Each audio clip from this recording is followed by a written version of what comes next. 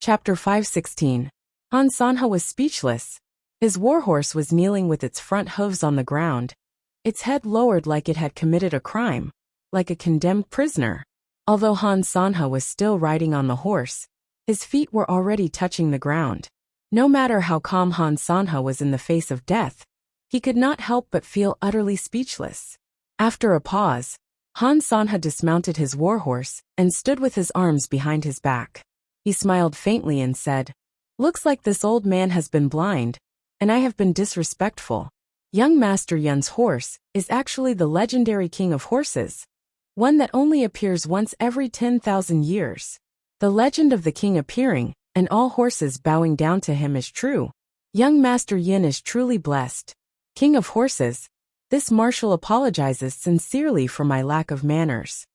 Yun Yang said sincerely, "Marshal Han, how gracious you are." Han Sanha said faintly, "This is probably the only grace a defeated general has left."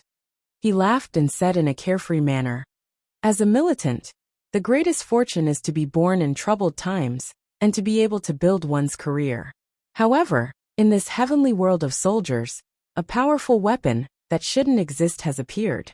It's a gift from the heavens that destroys the balance of everything." Yun Yang nodded in agreement and said, "That's right. Yutong's 9 Supremes. Such an existence shouldn't have appeared in this world, nor should it have appeared on the battlefield. The existence of the 9 Supremes is the nightmare of all militants and marshals. It's also the source of their sorrow." Han Sanha sucked in a long breath. No matter how many schemes there are, they can't stand up to the power of nature. In the face of such boundless might, the so-called talent of a commander is nothing but a joke. Han Sanha said faintly, "Actually, the 9 Supremes are not only the sorrow of this old man and the marshals of the 4 empires, they are also the sorrow of Yutong's marshals like Tai Zheng and Fu Baogua. Young Master Yun, do you agree with this?" Yin Yang nodded. "I agree with this argument as well. However, the root of this matter concerns our respective standpoints, so I'm very happy to see such an existence that shouldn't exist in Yutong. The stronger it is, the better. Shouldn't the enemy's nightmare be our Yutong's favorite sight?" Han Sanha guffawed. "Well said. If the 9 Supremes were in Dongxian, this old man would think the same. Of course, I wouldn't mind." While both of them were talking, Yutong's troop had arrived as well. They were slightly further away from Han Sanha. The army was majestic, their flags fluttering in the wind. Naturally, Fu Baogua came along as well. Along the way, Fu Baogua dared not be idle at all. He was afraid that Yutong's army would be greedy for victory, and their formation would fall into disarray, giving the enemy a chance to counterattack. Otherwise, they would not have arrived at this time. However, Fu Baogua could not help but feel suspicious when he saw the confrontation between the 2 armies. His military experience told him that there might be a great turning point right before his eyes. Although Yutong's army had the upper hand now, it was not a victory. After all, Dongxuan's military strength was still present, and its combined combat power was still far superior to Yutong's eastern troop. Any sudden change could change the tides of the war. He watched as Yun Yang and Han Sanha conversed from afar. Seeing that both of them seemed to be chatting happily, occasionally guffawing, he could not help touching his face and murmuring, "I didn't expect Marquis Yun's young master to have such a relationship with Han Sanha. He's an expert indeed. His actions are unpredictable." Seeing that both of them seemed to be done with their conversation, Fu Baogua galloped out, joining the conversation of the century. Yun Yang did not turn back, his eyes still trained on Han Sanha as he said with a faint smile, "Our true protagonist, Fu Baogua, is here." An inexplicable cloud flashed across Han Sanha's eyes, as if all the glory he had in the past had flashed past his eyes at this very moment. Then, he straightened his back and continued to place his arms behind his back, looking up at Fu Baogua who was riding over. "Marshal Han, it's been a long time. We meet again." Fu Baogua hopped off his steed and strode over when he was near. Although the 2 armies were at each other's throats, and there was no room for negotiation, everyone in the military would still respect Han Sanha, the legendary god of war of his generation. Even when they hated him to the core, they still respected him like a deity. Han Sanha watched Fu Baoguo with his arms behind his back. After a long time, admiration shone in his eyes. Fu Baoguo has indeed become a pillar of support. Yutong's fortune. I dare not. Marshal Han praises me too much. Fu Baoguo said. The current battle was truly a fluke. Han Sanha shook his head and said, how can there be flukes in a war? You, Fu Baoguo, are indeed qualified to compete on the battlefield with any famous general in this world. This is an indisputable fact, a reality. Fu Baoguo smiled and said seriously, luck has always been a part of one's ability, but this luck of mine is really just luck. If Marshal Han had commanded the previous battle personally, Yutong's eastern troop could only win even with the help of the 9 Supreme's lords. It would have been impossible for them to achieve such a result. This is also the truth. Han Sanha smiled faintly and sighed discreetly. At this point, there was no need for modesty anymore. Han Sanha knew that Fu Baoguo was speaking the truth, and was speaking from the bottom of his heart. He wanted Zhang Ge to make a name for himself in a single battle, so he had to take the risk. Now that the risk had appeared, the current reality was the reward for failing to take the risk. I wonder if Marshal Han has anything to say to Baoguo by coming personally and waiting here? Asked Fu Baoguo. Since he saw Han Sanha standing here, he had guessed Han Sanha's intention almost immediately. However, it was because he knew that his respect and admiration for Han Sanha had involuntarily increased. This was an extremely terrifying enemy, but he was also an opponent worthy of anyone's respect. Han Sanha smiled and said, this old and useless one is waiting here, of course, to talk to Marshal Fu. As the saying goes, it's difficult to have a bosom friend, but it's difficult to have an enemy. Please enlighten me, Marshal Han, Fu Baoguo said respectfully, completely ignoring the sarcasm in Han Sanha's words. Han Sanha turned to look at his Dongxian troop. Of course, he would not miss the concerned gazes directed at him. He could not help feeling a pang in his heart as he turned back and said, I believe Marshal Fu can already tell that after today's battle, Dongxuan's morale has been greatly damaged, but Yutong has lost its natural barrier as well. The unbreakable reputation of the eastern border no longer exists. If we continue to fight, it'll be a devastating scene. I believe that neither of us will be happy to see this. Fu Baoguo said calmly, yes, Marshal Han is right. However, Yutong's warriors have long disregarded life and death. Our only thought is to protect our home and country. At most we'll perish together, that's all. Although Fu Baoguo's tone was calm, everyone could hear the determination in his words that he would not hesitate to fight. Han Sanha's tone was still calm and steady. Our army has been defeated in today's battle, this is a fact. However, I've already regrouped my troops and formed a combat force. If we continue to fight, I'm still confident that both sides will perish together. This is the outcome that Marshal Fu has in mind. However, is Marshal Fu really happy to see this?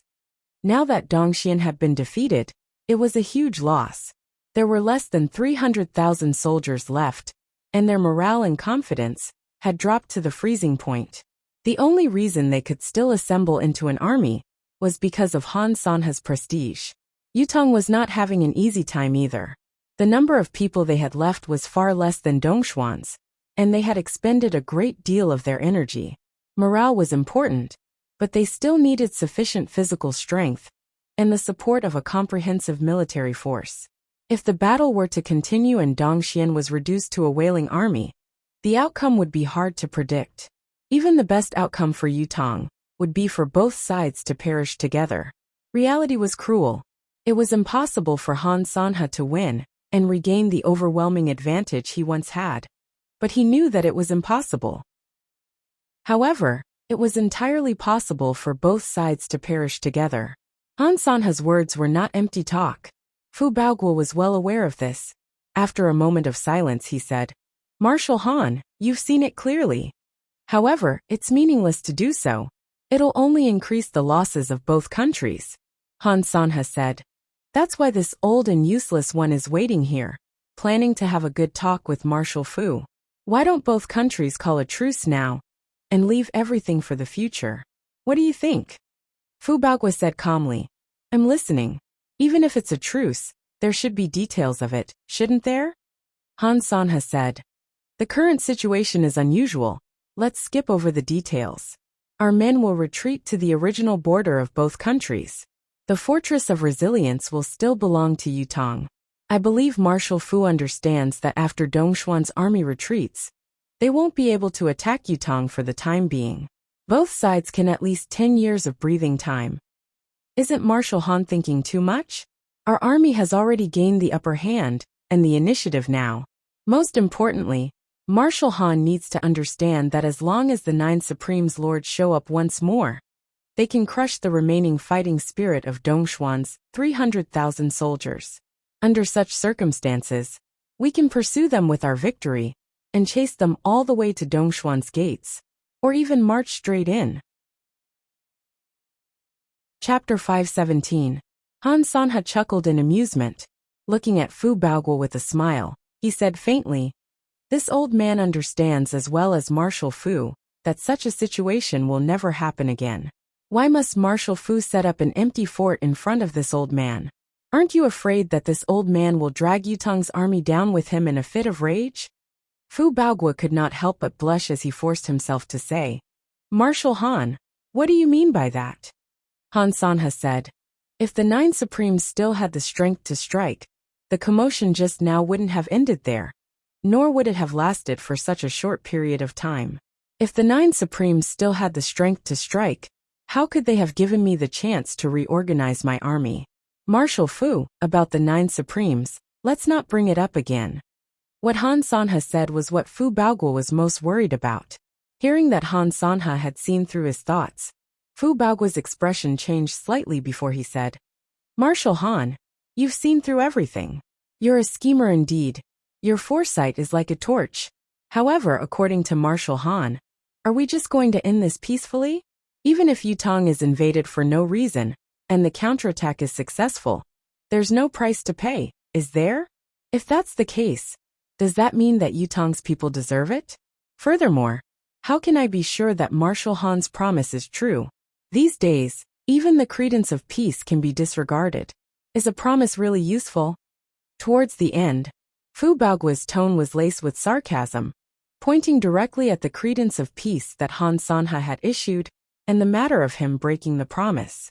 Han Sanha blushed as well, pausing for a moment before he said, "Although a promise can be broken due to one's position, some things should still be kept as a guarantee.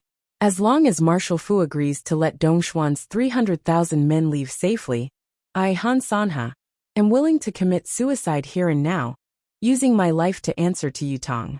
Can this old man's life make up for the so-called broken promise?" Han Sanha's voice was suddenly louder, loud enough for Dongxuan's people to hear. Behind him, Zhang Ge and the others were enraged. "Marshal, you mustn't. Teacher, you mustn't. We haven't lost yet. We'd rather die than make such a compromise." Han Sanha turned around abruptly and said sternly, "I'm not dead yet, all of you shut up." His sharp gaze swept across the crowd and he said angrily, "Don't you know what the situation is right now?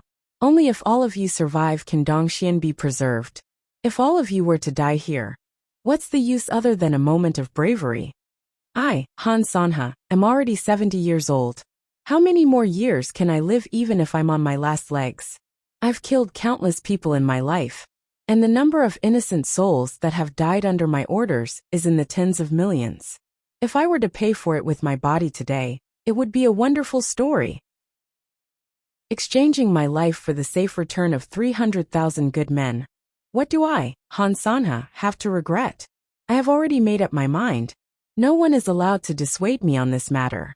Anyone who dissuades me will be dealt with according to military law. I, Han Sanha, don't wish to behead my comrade before I die." Han Sanha turned resolutely after he finished speaking, not sparing Dongxian another glance. Naturally, he could not see the Dongxian soldiers behind him, all of them tearing up, unable to make a sound. Han Sanha turned to face Fu Baoguo again and said calmly, "This old man only has this one request, and it's also the biggest price I can pay right now. I wonder if Marshal Fu can fulfill this old man's wish?" Han Sanha did not use the word "can you promise," but "can you fulfill?" Although it was only a difference of one word, the meaning behind it was thought-provoking. Fu Baogua understood Han Sanha's good intentions at once, and could not help sighing. This renowned marshal who had dominated the continent for decades, an invincible marshal who had paved his path to God of War with mountains of corpses and seas of blood, had finally come to this step. Marshal Han, Fu Baogua sighed. I understand and understand. I am willing to fulfill your wish. He sucked in a breath and said, Marshal Han, as Tianquan's God of War, you didn't lose to Yutong. You lost to Dongxian, not on the battlefield, but under Dongxuan's layers of restraint. Therefore, your loss doesn't involve the battlefield. You're still the undefeated God of War. The only thing I can do is to fulfill your last wish. Han Sanha stared at Fu Baogua and said softly, Marshal Fu, it's better if you don't agree so readily. This is a serious matter, and as the person directly involved, you bear the greatest responsibility. Do you think you can shoulder this responsibility? Fu Baogua smiled and said, I know about this, of course. However, I don't want to see Marshal Han's ending be too bleak. As a fellow militant, this is the last respect I can give to Marshal Han, to the continent's God of War. Although we're enemies and we stand on opposing sides, I, Fu Baogua, am determined to shoulder this. Fu Baogua's smile was sincere and filled with regret. Han Sanha stared at him and finally sighed. Fu Baogua, what a talent you are. As a general, daring to take responsibility for what you've done is courage. Being decisive in battle is charisma. Strategizing is strategy. Being clear-minded is wisdom. Knowing when to advance or retreat is the way to conduct oneself. Fu Baogua, you're considered a well-rounded talent. Fu Baogua replied calmly, Marshal Han, you flatter me. Han Sanha sighed softly and suddenly turned to look at Yun Yang, saying softly, Young Master Yin, if anything happens in the future, I hope that young Master Yin can take care of the Han family a little. Yin Yang was taken aback and said, I don't quite understand Marshal Han's words. Yin Yang was not pretending to be knowledgeable. Han Sanha was Dongxuan's man after all. Was what he had just said a last-minute request? But was it possible to do so? It was impossible. Han Sanha smiled faintly and said, Young Master Yin doesn't need to understand. Just remember this old man's request. Everything will be clear in the future. Yin Yang frowned and said in deep thought, If so, I'll agree to it. Han Sanha chuckled and said, Young Master Yin is a noble descendant of heaven. There is no one in this world who can be more blessed than young Master Yin. Since I've agreed to it, it's even more so to show my righteousness. This old man has nothing else to worry about. I have no regrets after this. He cupped his fists and bowed solemnly. Thank you, Marshal Fu. Thank you, young Master Yin, for fulfilling my wish. Before his words echoed in the air, Han Sanha took a few steps back and turned abruptly. Looking at the worried Dongxian soldiers who were about to dash out, Han Sanha said loudly, Pass down my order. Yes, sir. Retreat immediately. Don't stop along the way. Head straight for the capital. This war ends here. This order takes effect immediately. Once he finished speaking, he drew his sword with a clang, his resolve clear. Teacher.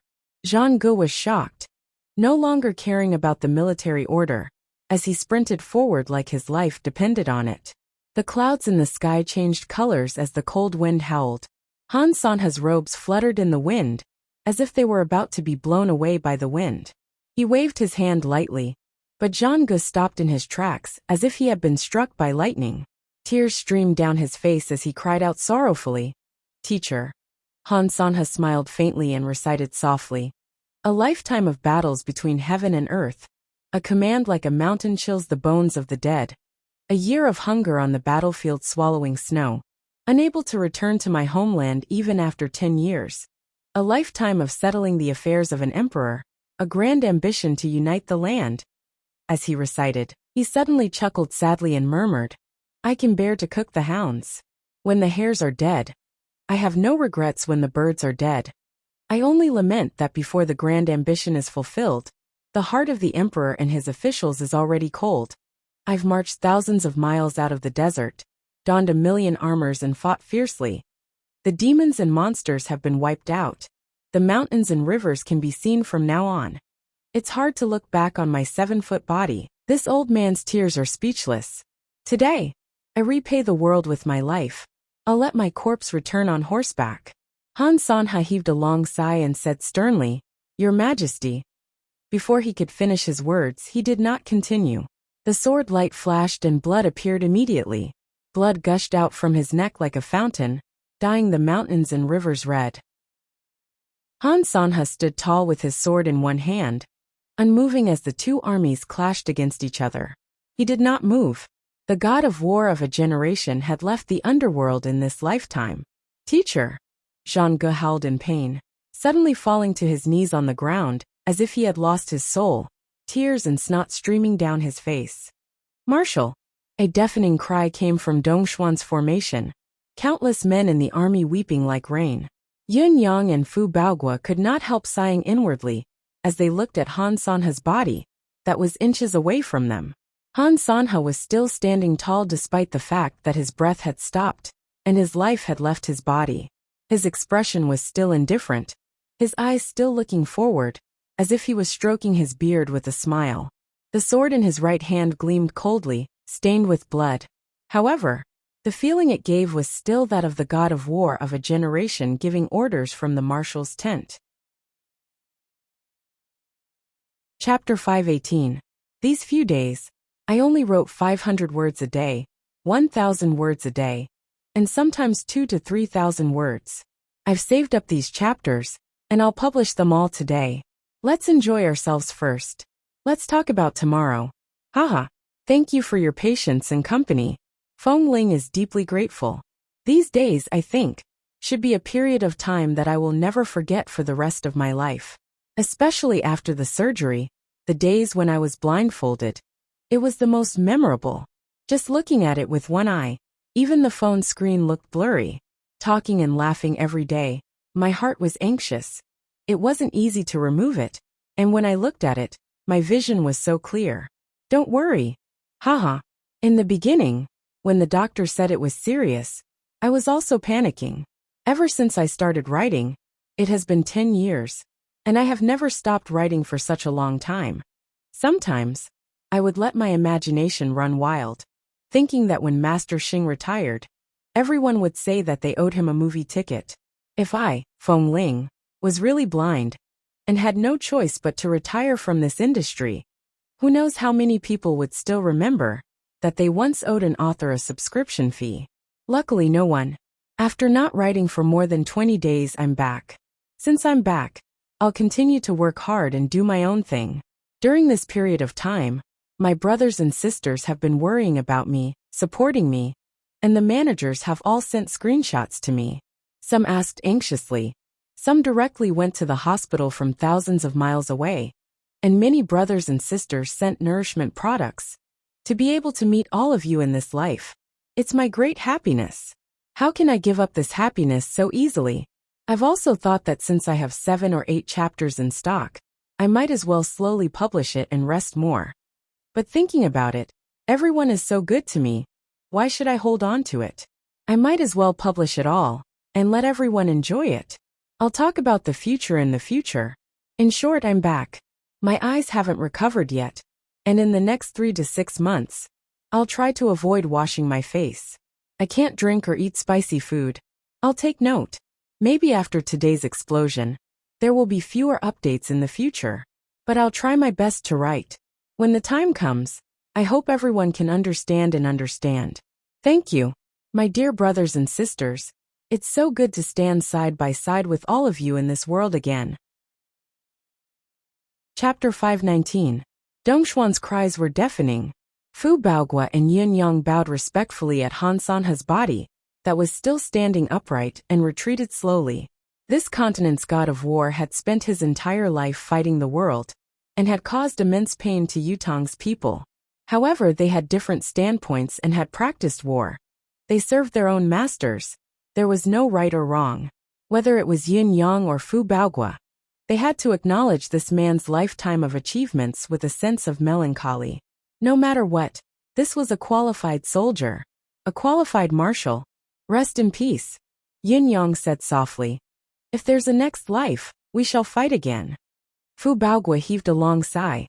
Her gaze towards Yun Yang was filled with gentleness. No matter what, There were not many people who could understand a pure military man like Han Sanha. Yun Yang's words were not only an acknowledgement of Han Sanha, but also the greatest understanding of the continent's militants. If there was a next life, they would fight again. Fu Baogua, Zhang Ge hollered, jumping up like a madman, his eyes bloodshot. It's you who forced my teacher to his death. Do you want to leave just like that? Fu Baogua stood still and turned to speak coldly. You and I both know the reason for Marshal Han's death, and we are well aware of it. Zhang Ge, I know you're upset, but if you intend to go against Marshal Han's dying wish and insist on fighting, I, Fu Baogua, and 200,000 Yutong men will fight with you. There's no need to use such a lame excuse. Zhang Ge trembled when he heard him, glaring at Fu Baogua as if he wanted to devour him. After a long time, his gaze returned to Han Sanha. After a long time, Zhang Ge roared, Yes, Marshal! Retreat! Dongxuan's army retreat! As soon as he finished, Zhang Ge spat a mouthful of blood. His muscular body fell to the ground, facing the sky. After that, Dongxuan's army only stayed for half a day before they began to retreat slowly. When they retreated, the entire army was already dressed in plain mourning, white banners covering the sky. All the soldiers were silently shedding tears as they quietly walked back. The gloomy atmosphere along the way was startling to see. No one could doubt what kind of astonishing emotions were brewing in the chest cavity of this kind of troop, but they were forcefully suppressing them to not erupt. Before they left, all the Dongxian soldiers turned to look in Yutong's direction. Their wolf-like gazes made one's heart sink. Despite the high morale of Yutong's soldiers, they were inexplicably shocked. No matter what, Dongxuan's troops had retreated. The battle of the century between Yutong and Dongxian had finally come to an end. Yutong had won after all. We won! We won! All of Yutong's soldiers cheered. For a moment the ecstatic cheers shook the clouds. Yun Yang and Fu Baogua stood side by side on their horses, watching Dongxuan's army that was slowly leaving and getting further away. There was no trace of joy on their faces. Even when they heard the deafening cheers of their own soldiers, they remained silent. It wasn't that the two of them didn't feel relaxed, but at the same time, they also felt an indescribable melancholy. The god of war had fallen just like that. He had committed suicide in front of two armies. He had used his life in exchange for the safe return of 200,000 to 300,000 soldiers, and the continuation of the Han family's glory. He had even used his death to preserve a large amount of energy for Dongxian, and a buffer time that was sufficient for them to recuperate. Furthermore, the ruler had obtained the space to expand his regime without any hindrance. Just like what Fu Baogua had said, Han Sanha had not lost to Yutong nor to the Nine Supremes. He had only lost to Dongxuan's imperial court. The only thing worth rejoicing about was that his way home was on the battlefield, and he wouldn't be trampled by those political clowns. I didn't expect the god of war to end like this. Fu Baogua's mood was downcast. As an enemy, Han Sanha was undoubtedly the person he hated the most. This was because the damage this person had done to Yutong, and to the continent's situation, had almost reached a height that was unparalleled throughout the ages. However, from a military standpoint, Han Sanha was also the person Fu Baogua admired the most. Throughout the 5,000 years of Tianxuan's militarism, Han Sanha's achievements in military affairs could only be described with 8 words. Unprecedented and unparalleled. An absolute god of war. Unshakable and unparalleled, unprecedented and unparalleled. Yun Yang sighed faintly and said, Actually, Marshal Fu might not have noticed that there was a deeper meaning behind Han Sanha's expedition this time. Perhaps he never planned to return from the beginning. Whether he won or lost this war, whether he lived or died, Han Sanha had already decided not to return to Dongxian. Fu Baogua thought about Yun Yang's sudden statement for a long time and said, I understand half of it. As for the other half, please enlighten me, young Master Yun. Yun Yang said, Perhaps Han Sanha didn't think that he would die when he first deployed his troops. On one hand, he wanted to nurture his domestic forces and ensure that there would be no gaps in Dongxuan's military higher-ups. On the other hand, he wanted to conquer half of Yutong as his backyard and his biggest political leverage. The purpose of this can be said to be obvious. As long as he succeeds, even if he survives, as long as he has half of Yutong in his hands, Han Sanhe will have no worries even if he has to face the whole of Dongxian. On the other hand, if he fails, there's no way out. There's really no need for him to continue living. It's just a matter of dying earlier or later. Yun Yang analyzed calmly. According to our intelligence, Han Sanhe's situation in the nation of Dongxian isn't looking good. He's basically surrounded by enemies on all sides. Furthermore, he's used this war and the pressure of the nation's righteousness to send all the private armed forces of Dongxuan's aristocratic families into the battlefield. Han Sanhe's ruthlessness doesn't stop there. His true cruelty lies in the fact that he's conscripted all these armed forces and sent them all to the Fortress of Resilience. There's a total of 700,000 of them. During this period of time, Dongxian has attacked the Fortress of Resilience with all its might, regardless of the cost and casualties. Actually, Marshal Fu, what you're facing are only the private troops commanded by Han Sanhe, not Han Sanhe's elite troops. There's a decisive difference between the two. Yin Yang said faintly. Han Sanhe has actually cooperated with you, Marshal Fu. It's all because of your intentional and unintentional cooperation that Dongxuan's malignant armed forces are sent to their graves. Almost 1 million private troops have been killed just like that. The nation of Dongxian is basically in peace now. Even if there's still some left, it won't affect the overall situation. As long as Dongxuan's emperor isn't a muddle-headed bastard. Therefore, Han Sanhe's greatest contribution, the one that's least acknowledged, is here. Fu Baoguo was hit with a sudden realization. I see. After a while he murmured, no wonder, no wonder. When I evaluated the combat power of both sides, the conclusion I came up with was that I could only hold on for a while before Han Sanhe broke through. However, the truth is far more optimistic than my estimation. I've held on for more than twice the amount of time. If not for this extra buffer time, Yutong's chances of losing this war would have increased by at least 50%. I've thought of many things before this. I've thought about the help of Marquis Yun. I've thought about the efforts of other reinforcements. But the only thing I didn't think about was Dongxuan's internal support. Life is like a game of chess indeed. The universe is unpredictable. Therefore, all of Dongxuan's nobles, including the royals, hate Han Sanhe to the core. If this war is lost, only death awaits Han Sanhe when he returns. He's already in an awkward situation where he can't advance or retreat. No matter if he advances or retreats, it's a path to hell. Furthermore, if Han Sanhe returns to Dongxian alive, Dongxuan's military will be suppressed to the point where they can't even lift their heads due to this defeat. For a long time to come, Dongxuan's military will be at an absolute disadvantage in the imperial court. Militants are the worst at dealing with situations where they're in the wrong. They'll only be beaten up passively without any room to turn things around. If that happens, Dongxian will lose its god of war and its military power. How could it be fortunate that its military won't be able to recover? Even if the nobles see this, they won't give up on their own benefits. They've only ever had benefits in their eyes. There's no such thing as morality. If that happens, Dongxian will truly be finished. Yin Yang said in admiration. But the situation now is completely different. Han Sanhe is dead. The source of Dongxuan's defeat and conflict has used his death to atone for his sins. He died for the lives of 300,000 soldiers and Dongxuan's national destiny. He used his death to turn the tables on this terrible situation. Han Sanhe's death has turned the nation's military into a mourning army. Mourning soldiers have always been extremely frenzied and difficult to defeat. There's a saying in the art of war that a mourning army is bound to win.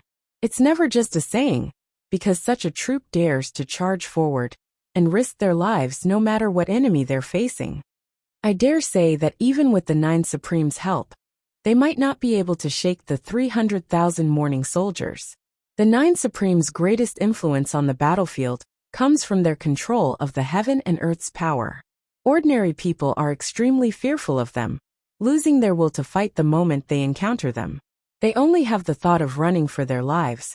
But these 300,000 mourning soldiers have already surpassed an ordinary person's concept of life and death.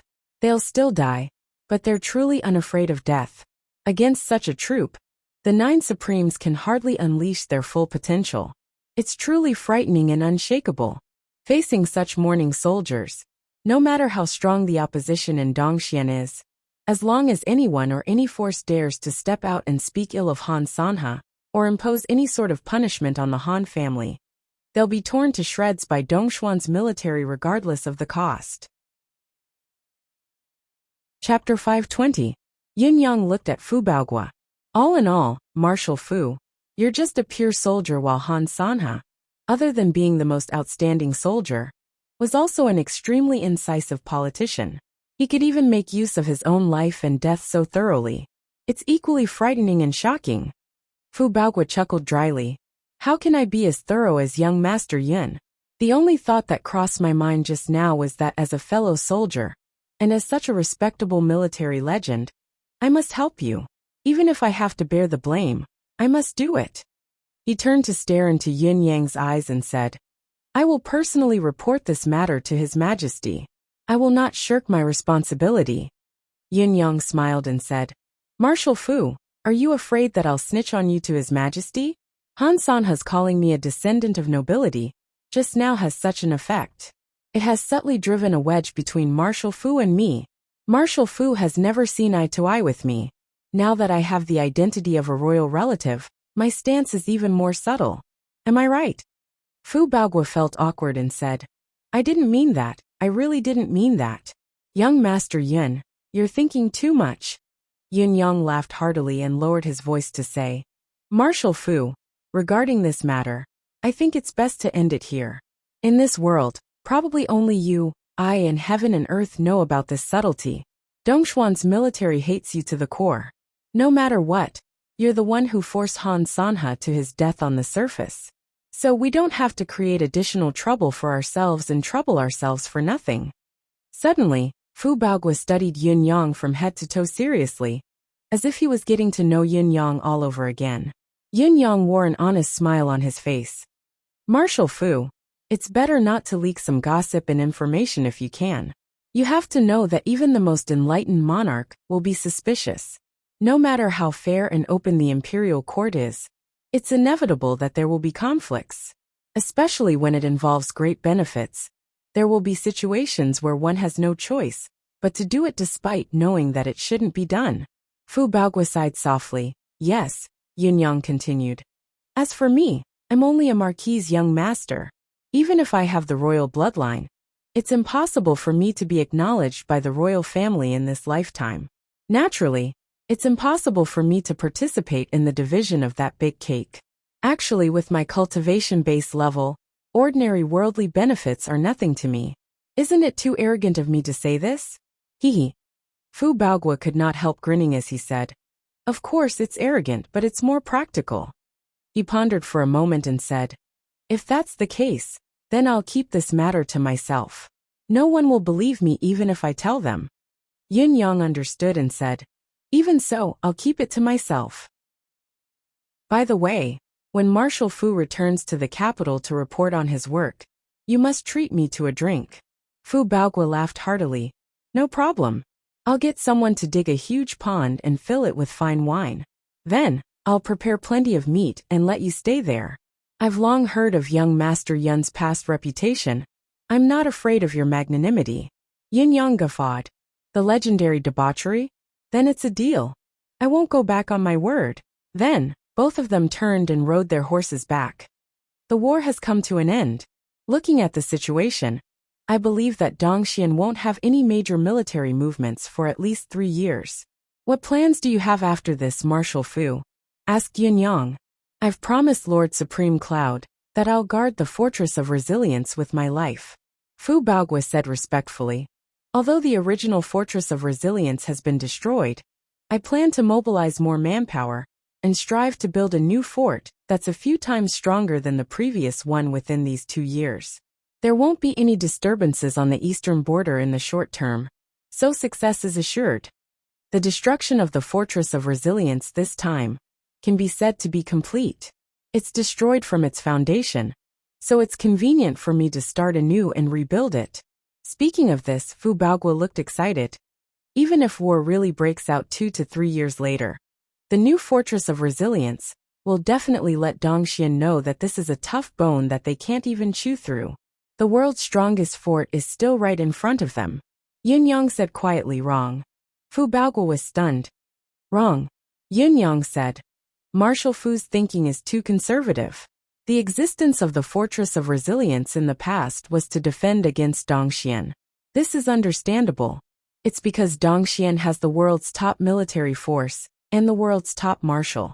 Facing such a strong combination, it's only right to prioritize defense. However, from today onwards, Dongxian will have none of that.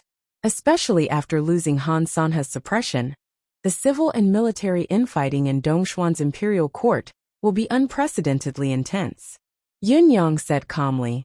Therefore, your rebuilding of the Fortress of Resilience with the intention of guarding the territory has already done more harm than good. The effect is extremely limited. I hope that Marshal Fu can turn the new Fortress of Resilience into a fortress that focuses on offense. From now on, Yutong will no longer be a country that can be bullied or invaded. The basic direction of our strategy will change, from defense to offense. Yun Yang turned to look at Fu Baoguo and said with a smile, perhaps the great undertaking of invading other countries, expanding our territory, and unifying the world will begin in 2 to 3 years. Marshal Fu, perhaps such a great undertaking will come from your hands. Yun Yang beamed brightly. Completed. The more he thought about it, the brighter his eyes shone. Suddenly he slapped his thigh and said, that's right, why didn't I think of it? Thanks to young master's reminder, Dongxuan's military force has shrunk greatly without Han Sanha. What's there to be afraid of? Wait, I have to think about this again. How should the new Fortress of Resilience be built? I need to gather some talents who know how to build a fortress and brainstorm. Oh, this is absolutely great news. As he spoke in thought, he was exhilarated, wishing that he could start working on it right now. Yun Yang looked at Fu Baoguo, who was grinning like a fool as he thought about the great achievements of expanding the territory. Yun Yang could not help but smile. Fu Baoguo did not look like the top-notch marshal that Han Sanha had described him to be. He looked like a silly boy. Fu Baoguo, who was being stared at by Yun Yang, only snapped out of his daze after he had been grinning like a fool for a long time. Feeling embarrassed, he asked with a straight face, why are you here? Yun Yang was stunned. Why am I here? That's right. Why am I here? Fu Baoguo retorted angrily. Shouldn't you be escorting old Marshal back to the capital now? Why are you on the battlefield? Yun Yang, how should you be punished for leaving your post without permission? Yun Yang was shocked by the accusation. Marshal Fu, your teacher isn't actually old Grand Commandant Fang, is he? Your teacher should be old Marshal Qiu Jianhan. This kind of hooligan method of burning the bridge after crossing the river and putting the blame on someone else is simply at the pinnacle of perfection. You can do whatever you want as you please. Bah, it should be said as you like. Just open your mouth. Do you dare to be any more shameless? Fu Baoguo was relentless. I'm talking about military duty with you now. Your current responsibility and the position you're supposed to be in aren't here. Why are you making a false accusation? Tell me, where's old Marshal Qiu? He wouldn't be nearby, would he? Yun Yang was helpless. Of course not. He should be 3,000 miles away now. You bastard! Fu Baoguo scolded him unceremoniously. Still spouting nonsense here? Aren't you going to chase after him to protect him? Do you still want to earn battle merits? Are you one of my soldiers? Yun Yang was fuming, wishing that he could reveal his identity as Supreme Cloud and beat this fellow up. He could not help but curse inwardly. I've helped you deal with a 1,000,000-strong army, helped you win this battle, and even given you so many good ideas and painted such a beautiful future. I didn't expect you to be born in the year of the dog, biting me as soon as you turn around. Not only is he born in the year of the King dog, he's a typical mad dog. Can't you be more of a hooligan? Yun Yang had obviously overlooked an important point. Although Qiu Jianhan was the head of the capital city's top 3 rogues, and was the most reputable, the more a dog bit, the less it barked. For example, old Grand Commandant Fang Qingtian, who was also one of the top 3 rogues, and his successor Fu Baoguo. In front of Supreme Cloud, Fu Baogua could only feel inferior and allow the latter to say whatever he wanted. However, the person in question was Yin Yang. And now that the conflict had calmed down, when else would he be waiting for Yin Yang? So what if he was handsome? I'll rush over right away. Yin Yang was full of complaints as he said angrily, "Goodbye, sir. No, it's best if we don't meet again." "Hold on. I've already promised to make you a place of debauchery. How can we not meet again? Oh, this horse of yours is not bad.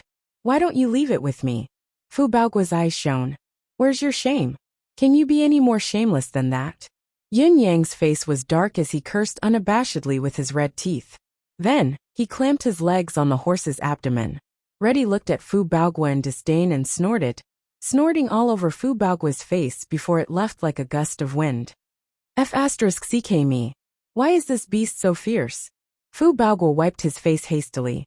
Then he sighed. So many good brothers gone just like that. After chasing Yin Yang away, Fu Baogua stood alone on the battlefield. Suddenly, sorrow welled up in his heart as tears gushed out like a fountain. Prostrating himself on the horse, he covered his face with both hands and wept in a repressed manner. There was really no image left to speak of. My brothers! When there was no one around, Fu Baogua was shaking like a child as he cried. Who said that a man does not shed tears easily? It was only because he had yet to be heartbroken. On the battlefield, the setting sun shone through the thick layers of clouds. A man and a horse drew long shadows on the pure white snowy ground that was dyed red by fresh blood. When he was sure that there were no outsiders, the marshal's suppressed sobs and indescribable sorrow finally erupted. Chapter 521. The sky gradually darkened. The battlefield was then engulfed in the boundless night. High up in the sky, a pair of doubtful eyes were hidden in the clouds, looking down at the scene below, but it was filled with an inexplicable feeling. Supreme Cloud, who is he? Listening to this, it seems like Han Sanha has a suspect. Could it be that there are clues related to this in Dongxian? This Yin Yang? He's obviously not Supreme Cloud. He's too young. Especially when he was under surveillance the entire time. From the moment he entered the battlefield, he was ordered around by the marshals and generals. There's nothing suspicious about him at all. Most importantly, when he entered the battlefield, the 9 Supremes attacked at the same time. Yin Yang can't be Supreme Cloud then. Then who is Supreme Cloud? It's a pity that Han Sanha died too soon. A clue related to the 9 Supremes was cut off just as soon as it appeared. What fate, what fate? The person in the clouds was mumbling to himself. Suddenly, 8 dazzling rays of light fell from the sky like stars, like meteorites falling to the ground. In just an instant, the 8 rays of light pierced through the clouds and landed on the ground almost at the same time. The entire land suddenly fell into a peculiar state of undulating up and down. It was as if many huge earth dragons were rolling and moving under the ground. The 8 colors of red, orange, yellow, green, cyan, blue, purple, and black constantly flickered on the ground. After a while, they disappeared abruptly. The power of the 9 Supremes. The person in the sky suddenly opened his eyes wide, his eyes filled with astonishment and astonishment. 8 of the 9 Supremes are really dead. This is... Thinking about it, the frustration in the man's heart rose to its peak, almost crushing his own head into smithereens. I see. So this is the truth. It was the spiritual restraining formation that prevented the 9 Supremes from unleashing their powers. But the powers of the manifestations didn't dissipate. Instead, they were sealed in Tianxian Cliff. And the so-called reappearance of the 9 Supremes this time is actually caused by the release of those powers? No wonder the powers are like trees without roots, unable to persist for long despite being powerful. This is the truth. As for the strange light now, should it be the final bloom of the 9 Supremes' power? Or what? Why would 8 different types of light suddenly descend upon this land? This piece of land, there's clearly no longer any signs of life within 1,000 miles. What the hell is going on? Is it just fate, or is there something else? What are your plans? Yin Yang found the 12 children in the Steel Cavalry's camp. But now there were only 8 left. The faces of the 8 of them were filled with sorrow. However, his expression was filled with determination. If you want to go home, I can make the decision to let you leave. Yun-yang said. If. The 8 slightly immature faces hesitated for a moment. We want to take a leave of absence. Send our brothers' bodies back first, then come back to the fortress of resilience. Why? Yun-yang frowned. For men have been lost in one battle. Aren't you all afraid? Don't you care? He was in a dilemma. These little fellows were so determined. How was he going to explain this to their families? How could it be so fun to join the army to fight a war? The leader of the children was called Li Erden. After joining the army, he had given himself a name, Li Zhan. He hesitated for a moment before saying, Teacher, we know that it doesn't bode well if we stay here. But we're even more unwilling to go back just like this. Firstly, we still have to avenge our 4 brothers. Secondly, we like this atmosphere, we like the battlefield, we like the military camp. Thirdly, he stuttered and snuck a peek at Yun-yang's expression, saying, staying here, although it's cruel, although we have to face life and death at all times come out. Whether it's cruel or tragic, we've seen the outside world after all. Yun-yang understood it all at once. It was true. Coming out of a small, isolated village, it was fine if they could not see the vast world, spending the rest of their lives peacefully in a small valley. However, once these hot-blooded youths had seen the outside world, how could they be willing to return to the isolated village and spend the rest of their lives in silence? Yun-yang was silent for a moment before he said, If you all want a place to live, you can follow me back to the capital. I'll be watching over you there. It's much better than staying here. The 8 children were silent for a moment. Yun-yang could feel the resistance in the silence. It was a resistance of pride. We want to work our way out with our own strength, Li Zhan said softly. Ambitious, Yun-yang said approvingly. The 8 youths blushed together. Yun-yang took out a mystical qi cultivation manual that he had prepared earlier and explained it in detail. He then watched as the 8 children practiced. No matter where you all stay, Yun-yang said in a low voice, never forget where your roots are. Do you understand? Yes. The 8 youths' eyes shone brightly. No matter where you are, no matter what achievements you have in the future, never forget the comrades and brothers who have fought alongside you. Never forget the comrades and brothers who have sacrificed themselves by your side. Do you understand? Don't ever forget their families. Never forget, as a man, the responsibility towards his friends, parents, family, country, and the relatives of his comrades who have sacrificed themselves. Yun-yang said in a low voice. His gaze was hollow. Wang Dingwa watched quietly from the side. When Yun-yang said all this, he could clearly feel the sincerity and sense of responsibility that was almost overflowing from him. The weight of each word was as heavy as a mountain. He could not help but look solemn as well. We will remember teacher's teachings. The 8 youths knelt on the ground at the same time and kowtowed. Wang Dingwa. Yun-yang turned and said, Take good care of them, but they don't need special care. Do you understand? It was a contradictory sentence. However, Wang Dingwa understood once he heard it. He said seriously, Don't worry, young Master Yin. Old Wang understands. Yun-yang nodded and took out a few banknotes from his pocket. Send them back home. The youths were about to decline when Yun-yang glared at them. The brothers who have sacrificed themselves are not going to eat at home? He shoved them over forcefully. The 8 youths' voices were choked. Those were 500,000 taels worth of banknotes. Even Wang Dingwa, who was watching from the side, was envious. However, Wang Dingwa had made up his mind. No matter what, he had to send these children back. This money belonged only to the small village. No one could touch it. Yun-yang left. He felt a little relieved, but also a little disappointed. Working hard by themselves, starting from scratch. The dreams of the youths were always so naive, filled with passion. Yun-yang did not object to it. He would let them work on their own. Perhaps one day, they would become the new legend of starting from scratch. Who could say for sure? However, Yun-yang did not wish for them to realize the importance of relationships, connections, society, human relations. One day, and extinguish their passion to work hard, before going to the capital city to look for him. Yun-yang did not wish to see that. No matter what, the path of life was always one's own choice. At a certain stage, At a certain fork in the road, the left and right sides would lead to heaven and hell respectively. However, the entrance would be the same. Some would choose heaven, but some would go to hell if they made the wrong choice. In spite of this, there was still the possibility of falling to hell and heaven. There was also a path to heaven and hell. Bless you all. Never change your original intentions in this life. Never forget your original intentions. This blessing was etched in Yin Yang's heart.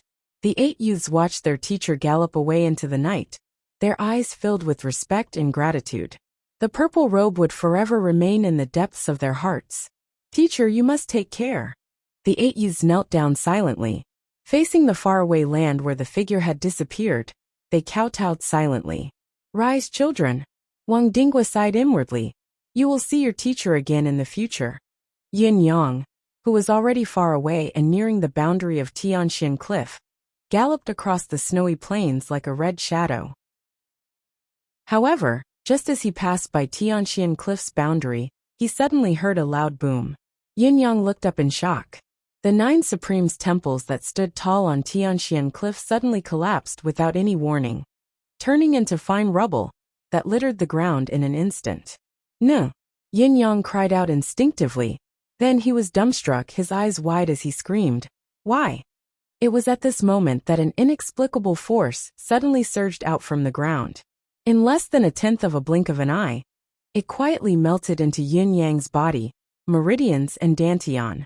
The entire process was simply faster than a bolt of lightning, and it only took the blink of an eye for it to come to an end. It was like a clay ox entering the sea, and there was no further movement.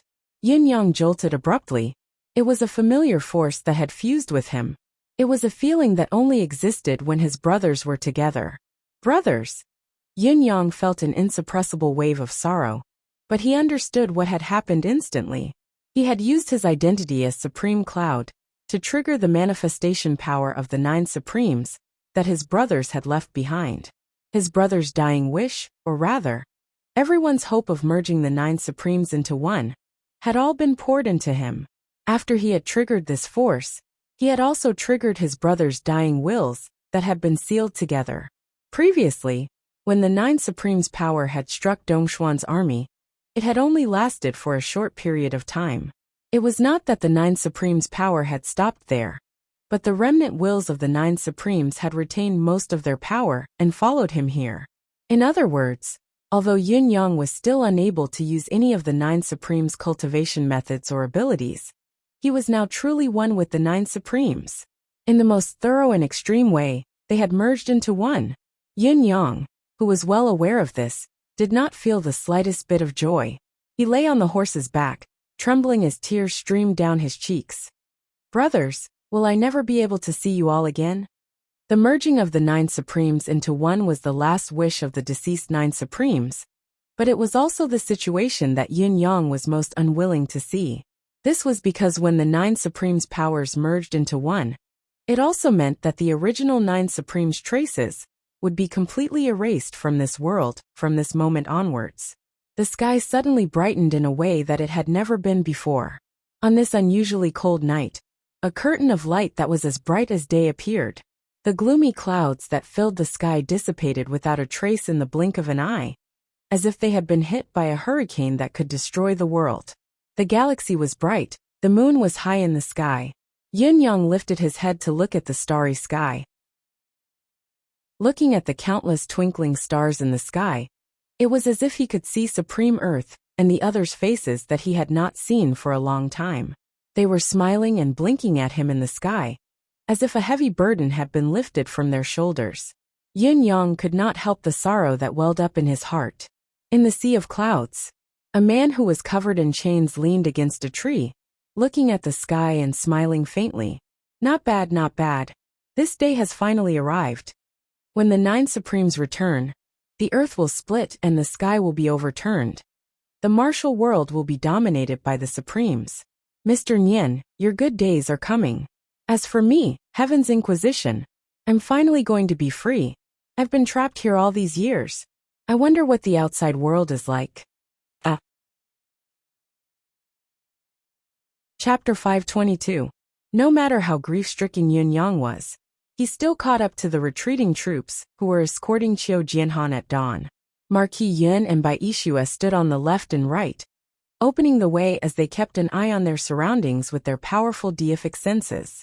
The four noble young masters, and the elites of the four families were in the middle, surrounding and protecting the old marshal. Therefore their journey was extremely slow. Although they were a good distance ahead, Yun Yang still managed to catch up to them easily. "How is old marshal now?" Yun Yang asked in a gentle tone. Yun Yang was very confident in his precious blood. He believed that the old marshal's condition could only be better than before, not worse. He was merely asking casually, "How's the war?" Shengguan Lingxiu asked back impatiently. "The war?" Hearing that Yun Yang had rushed over, everyone gathered around to ask what was going on. "The war is over, we've won," Yun Yang said. "Han Sanhe is dead and Dongxian has begun to retreat." Ah! It was such a short and straightforward statement, but it left everyone dumbstruck. No matter how straightforward Yun Yang had said it, the simple war was over, they had won. The enemy's marshal was dead, and the enemy had retreated. It was extremely plain and unpretentious. However, to the crowd, this was great news that they did not even dare to think about. They could not help but be dazed for a moment. Their minds were blank, so silent that even the drop of a needle could be heard. Then, after the extreme silence came an extreme hubbub. The deafening cheers were deafening. There were also endless questions mixed in. Yun Yang knew how the crowd was feeling, so he explained everything patiently. After all, this was an irreplaceable piece of good news to Yutong's people.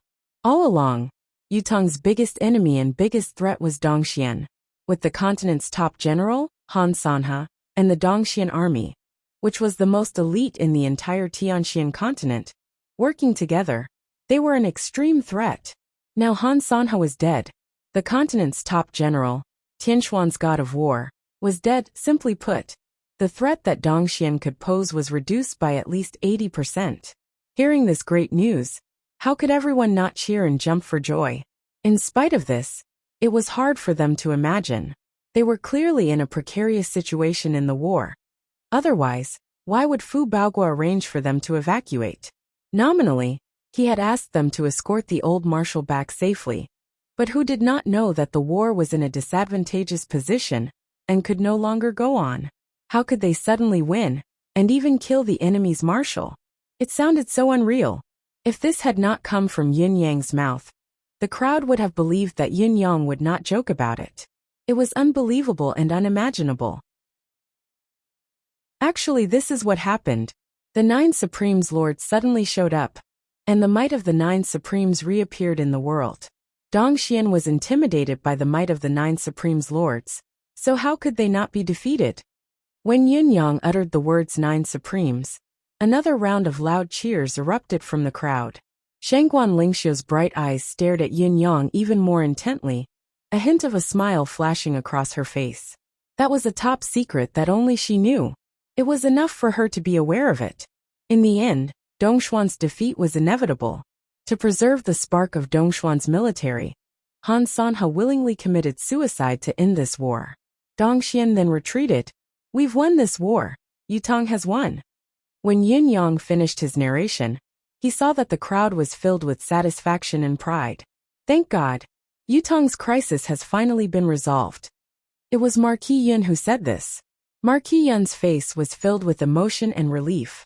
Yun Yang realized that his cheapskate father's sideburns had already turned white without him noticing. No matter how outstanding his looks were, how heroic he looked, it could not hide the harsh pressure that he had been through. All these years, Yutong had been plagued by internal and external threats. His Majesty was not the only one in the royal family who was doing his best to deal with the situation. Marquis Yun, who was not in the imperial court, was also busy and exhausted. It could even be said that Yin Xiaoyao was more like a firefighter. If there was trouble in the east, he would go there. If there was trouble in the west, he would go to the west. The so-called Marquis of Heavenly Clouds was not involved in the imperial court. It was a smokescreen that did not live up to its name. Even when the world was at peace, he could not stay at home leisurely.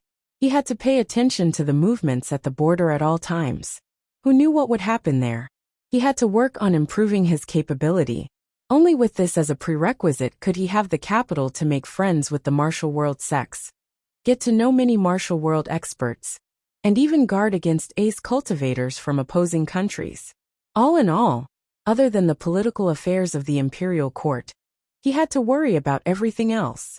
Whatever happened, he had to take care of it. Heaven Realm cultivators were humans too, they would get tired as well.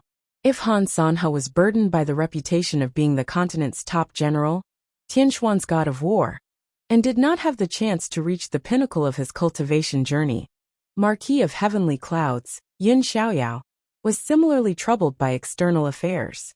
If he had cultivated wholeheartedly and not interfered with external affairs, his capability would not be as it was now. Fortunately, he could finally breathe a sigh of relief now. Now that I've returned to the capital, I'll have to rest for a while. It doesn't matter if I don't go out for a few years. Marquis Yin smiled tiredly, but there was satisfaction and longing in his smile. I can roam the world, but it's not as comfortable as resting at home. That is true peace, true stability. All these years I'm really tired. Yin Yang thought of something and said, now that the war has collapsed, it's a good time for you to go back and have a good rest. I think there must be a lot of things in the capital that require you to manage the situation. Marquis Yin chuckled dryly. You still won't let me go. Are you going to arrange a new task for me? Yin Yang coughed and said, how would I dare? But think about it, His Majesty will be very upset if he sees you idling. Marquis Yin rolled his eyes and said, how would he dare? His words were spoken in a domineering manner. Throughout the entire empire of Yutong, only Marquis of Heavenly Clouds Yin Xiaoyao dared to speak in such a manner, in such a blatant manner. Whether it was Yin Yang, old Marshal Qiu, Marshal Lung Douyin, or old Grand Commandant Fong, none of them would dare. Right, what have you done to old Marshal Qiu? Why hasn't he woken up yet? Marquis Yin suddenly asked Yin Yang, indirectly answering Yin Yang's initial question. Old Marshal's breathing is steady and his vitality is abundant. His physical condition has improved greatly, and his pulse is smooth as well. He's in a state of deep sleep all this while. For days, there's no sign of him waking up. Marquis Yin did not wait for Yin Yang to reply and continued. I've observed and monitored him repeatedly. The reason why old Marshal hasn't woken up is probably due to the loss of his vitality and the excessive depletion of his soul. Such a loss requires a long period of recuperation. However, this is only my personal opinion. As for the actual situation, you, as the one who directly treated him, will have to make the judgment. Regardless, old Marshal's life is definitely preserved. Yin Yang nodded upon hearing his words. Previously, Yin Yang had used his precious blood to snatch away the life of the old Marshal by force. It had been a close shave, a fight against fate. However, as Marquis Yin had predicted, the old Marshal's vitality and soul had been severely damaged. Even though his current physical condition was as healthy as an ordinary person, he still needed a long period of recuperation. His current state of deep sleep was the best. It was only a matter of time before the old Marshal would wake up again. Yin Yang was quite satisfied with his current state, and had no further countermeasures. Without Emmy, his precious blood was already Yin Yang's biggest trump card. This was the most he could do. Your judgment is correct. Old Marshal only needs to recuperate now. The war is over.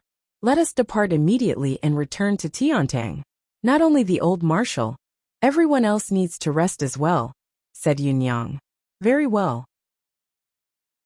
Everyone was in a jubilant mood at this moment. The 800-mile express news of the victory was also on the way back to the place, where it was reported at the first possible moment. Among the group, only Yin Yang and Marquis Yin had a slight frown on their faces, as if they were troubled.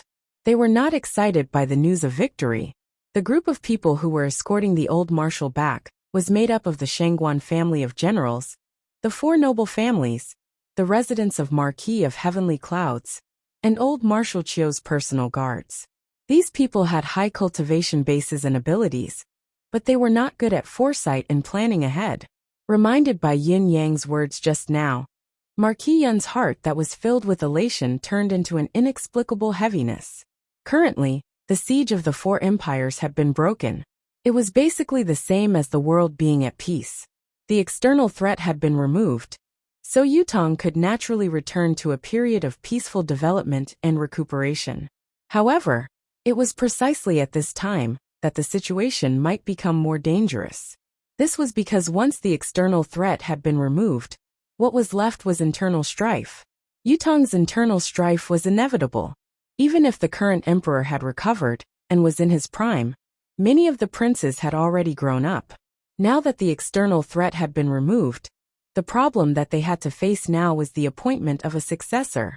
This was a problem that could not be avoided, especially when Yutong was about to face a long period of peace.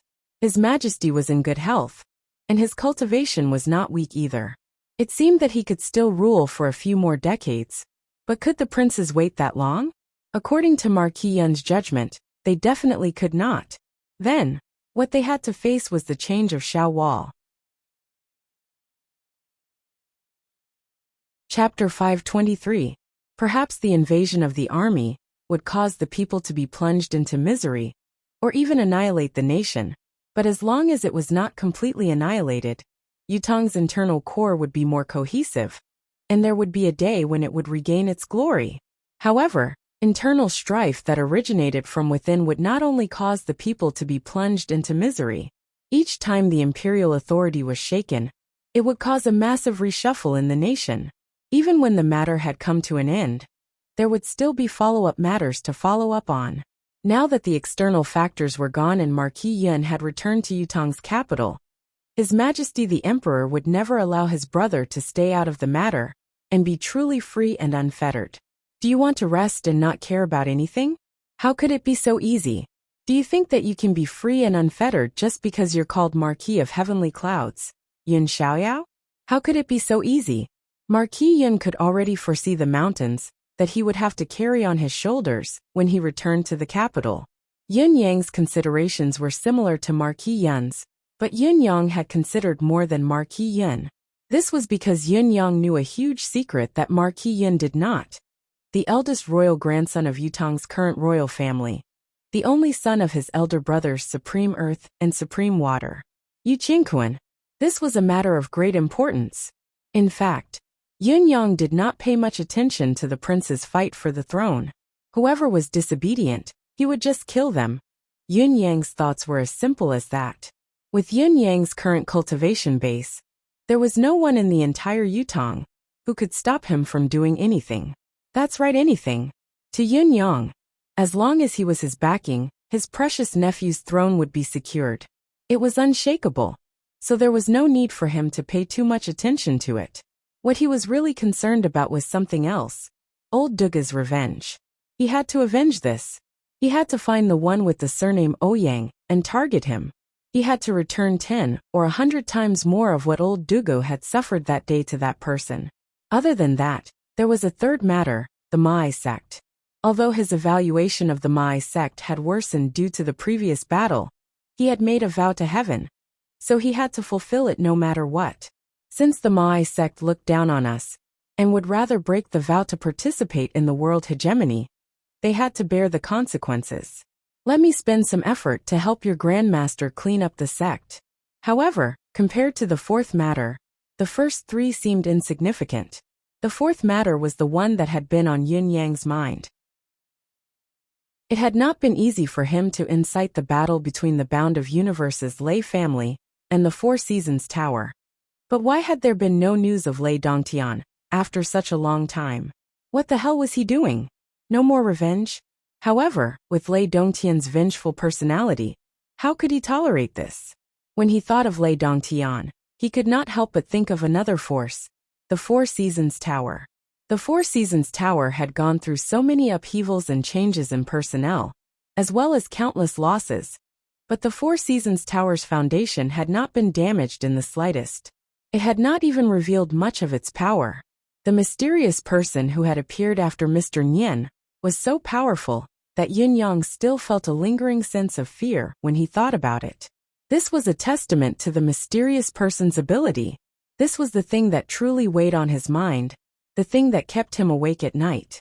There were also other things, such as the structure of the Nine Heavens dictum, the Four Noble Young Masters, Jilingxi and Yurulan, the 7-star lake that the old lady had mentioned, and the treasure maps. There were so many things that Yun Yang could not help but feel a headache. Of course, Yun Yang would never forget something very important.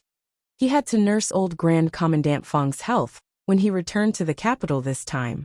The empire's pillar must not crumble so easily, especially now that the war was over.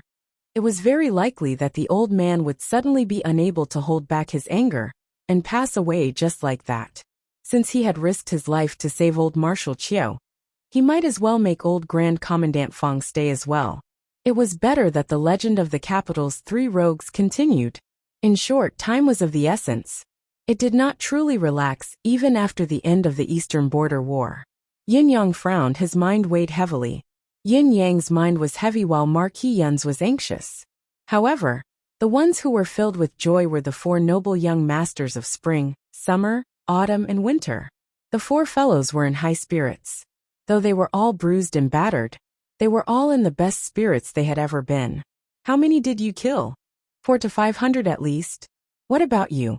I killed more than you, at least 1,000. I'm about the same, only more.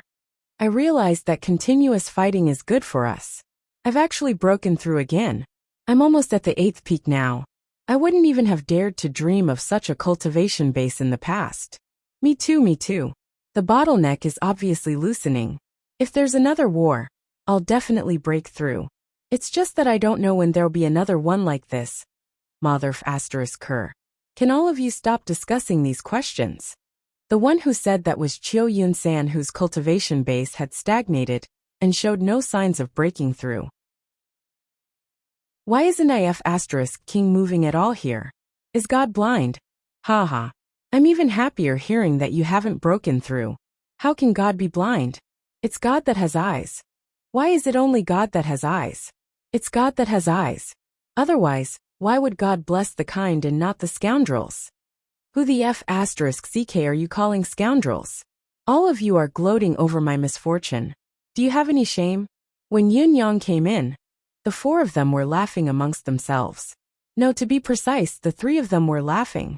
Dong Tianling, Xia Bingchuan, and Chen Wanfeng were beaming with delight while Chiu Yun-san was sulking. Congratulations for brothers, Yun Yang said with a grin. Yun Yang said with a grin. The 4 of you have made a great contribution in this battle. At the very least, you have beheaded thousands of people. This is a real military achievement. If you report it, you will definitely be given the title of a general. As the eldest, I am honored as well. I shall congratulate the 4 generals first. Upon hearing Yin Yang's words, the 4 men's faces turned green, no longer showing the slightest hint of smugness. General? What general? Why are we going to be generals? What's this all about? Dong Tianling asked in horror. I want to leave immediately. Who wants to be a general? Chiu Yunsan cried out in grief. Me too. Me too. This isn't a place for humans to live. There's even a fixed time to pee here. I'd rather die than stay here. Chen Wanfeng was so agitated that he was tearing up. Whoever wants to be a general can be one. I'm not going to be one. Xia Bingchuan looked aggrieved.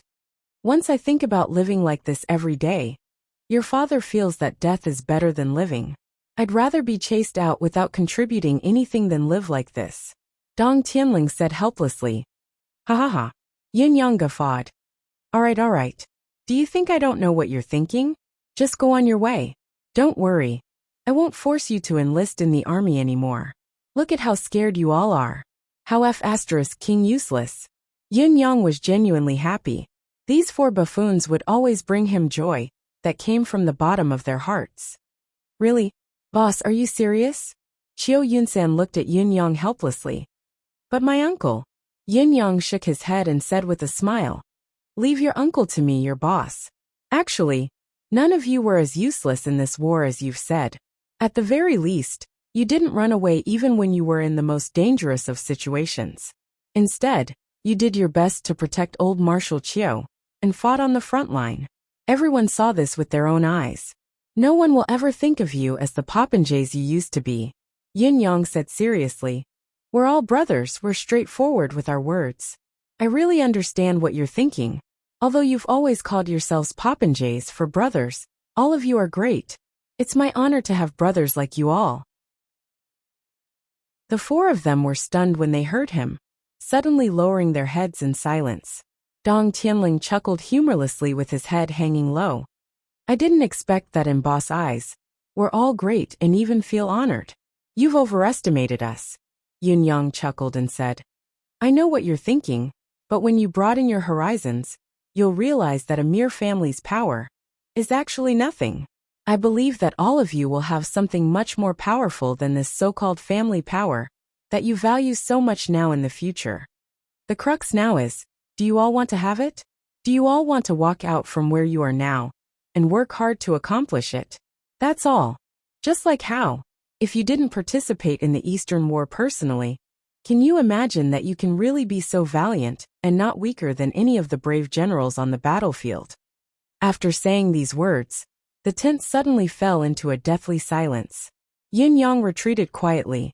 Just like what Yin Yang had said, the four noble young masters were definitely not popinjays like they appeared to be.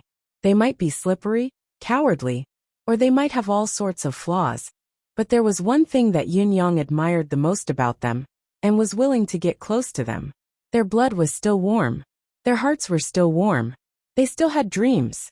They had the spirit of brotherhood. If all of you can figure it out yourselves, then perhaps I can give all of you a life that's completely different from the past. Yin Yang thought quietly in his heart. If all of you can't figure it out and don't want to walk out, then there's nothing I can do. I'll still give all of you the greatest assistance when you need it. I thought I wouldn't see anyone as a brother anymore. It turns out that there are still friends in this world that I acknowledge and are worthy of being close to.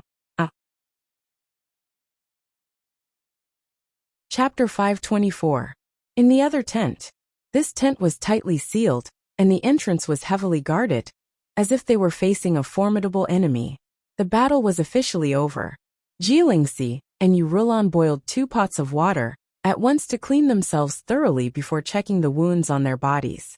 Throughout the series of battles, the 2 girls had fought with all they had, never wanting to fall behind. Naturally, the wounds they had sustained were not few. Although they were not fatal or crippled, to girls who were born with a penchant for beauty, even a single scar on their bodies was an unbearable agony. Now they had to wash themselves to see if the scars would affect the beauty of their skin, and if they could be removed completely. From head to toe, from arms to legs, from chest to back, Yurulan's sighs could be heard incessantly. There's a scar here on my shoulder. Sigh, it's quite deep. Even if it heals in the future, it'll still leave a scar. Sigh. There's another one here on the collarbone. I'm so mad. There should be 3 on the back. Why is there one on the lower abdomen? I'm so mad. I'm so mad. There's one on my butt as well. There's one on my calf. Lingxi, I'm so mad. Look at the ones at the back. Can they be removed? I'm so mad. Yurulan nagged, frantic and exasperated, no longer as calm and composed as she usually was. It seemed that beauty was indeed what women cared about the most. It was useless no matter how beautiful they usually were. However, she did not hear any movement from Jilingxi after nagging for a long time. She could not help but raise her head. You. Suddenly she cried out. You. How did you? Jilingxi, who was standing opposite her, was also shocked. She was so shocked that she could not speak, completely dumbfounded. Arg. Yurulan stared at Jilingxi in front of her, almost going mad with jealousy. She sprung up from the basin and pressed Jilingxi into the water. You. I remember that you were injured more than me, much more. Why aren't there any scars on your body? Not even a little bit. I don't believe you.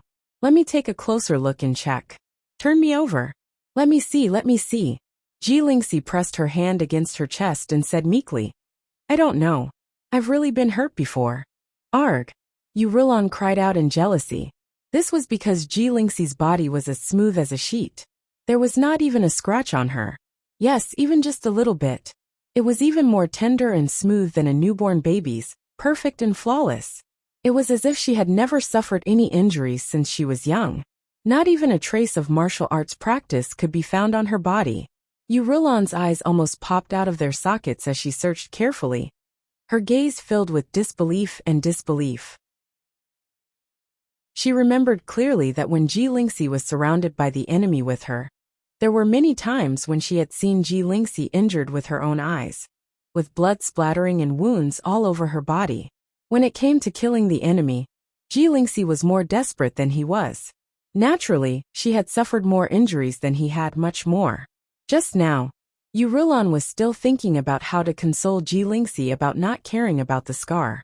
Would it be better if she appeared more concerned about it? Who would have thought that she would be the one who was deeply agitated? No, she was the one who had suffered the most severe injury. There was not even a wound the size of a strand of hair on Ji Lingxi's body. Faced with such a cruel reality, Yu Rilan broke down. She was extremely doubtful of her own eyes. Could it be that he had seen wrongly back then? However, the arrow that day had clearly hit Lingxi's shoulder. He had fought the enemy with all his might, then pulled the arrow out and tended to Lingxi's wound. Although the wound was not fatal, it was a deep one. Ji Lingxi was fine, but he was already distressed by it. How could it be now? How could it be now? There was also the saber mark. The wound was clearly on Ji Lingxi's upper arm. Her arm had almost been chopped off. It was also the wound that she had bandaged. It could not be a serious injury. Where had the saber mark gone? That strike, what was going on now? What was going on? Don't wear it. Yu Rilan yelled when she saw Ji Lingxi standing up to put on her clothes. I want to check more carefully. I don't believe it. I don't believe it. She looked and looked again and again, touching Ji Lingxi until her entire body was burning up. But there was not a single scar to be found. What the hell is going on? It's too mysterious. Yu Rilan sat in the basin in a daze, unconsciously looking at the scars on her body. Looking at Ji Lingxi's skin that was like a freshly peeled egg, she fell into a deep perplexity. I suddenly feel that this world is filled with deep malice towards me. Yu Rilan said in a tone that was bordering on despair. Ji Lingxi chuckled as she put on her clothes, blushing. Sister Lan had touched her all over like a female gangster just now. Ji Lingxi felt like she was going to give in. She bit her lip and said, I don't know what's going on either. The scars are gone anyway. I was worried. Sister Yu, what do you think is going on? Yu Rilan said in grief and indignation. How would I know what's going on? This shouldn't be. I saw so many scars, why are they gone now? Sister Lan, you seem to mind that I don't have any scars on me. Ji Lingxi pouted. Yu Rilan said angrily. Of course I mind. We were hurt together. Look at how messy my body is while yours is smooth and smooth. How can I feel? Ji Lingxi rolled her eyes and said, Actually, it's nothing. What's the big deal? I'll let you touch me more in the future. Just treat it as your own. Yu Rilan was enraged. Ji Lingxi. Then Ji Lingxi's giggling and pleading voice could be heard. Outside the tent, Yun Yang rubbed his nose and turned to leave. He had wanted to come over to comfort the two ladies when he saw their condition, but he had come across such an erotic scene. Yun Yang had only listened to them, and he almost felt his blood boil. If he had rashly asked to see them just now, he would most likely have been beaten up by the two women, who flew into a rage out of humiliation. Right? Yun Yang had wisely chosen to leave. However, Yun Yang had the same doubts as Ji Lingxi and Yu Rilan. He listened to Shangguan Lingxiu's words. Go and take a look at Lady Ji and Lady Yu. Both of them have suffered quite a lot of injuries. Some of them are rather serious. I'm afraid they'll leave scars. That's something a girl can't accept the most. You, Shangguan Lingxiu said. Then Sister Lingxiu, don't you have any scars on you? Yun Yang asked in concern. Are they serious? Do you want me to take a look? Get out. Young Master Yun Yang, the little lover, left with his tail between his legs. Then, he came here and coincidentally ran into the two ladies discussing scars. Therefore, young Master Yun did not even go in this time, and left with his tail between his legs. Yun Yang believed that if he had gone in, the treatment he would receive would not be any better than what Shangguan Lingxiu had told him to get out. Perhaps it would be many times worse. Chapter 525. Lingxi, young Master Yin, you have to hold on tight. I think things aren't looking good. This Lady Shangguan is a great threat to you, a formidable foe.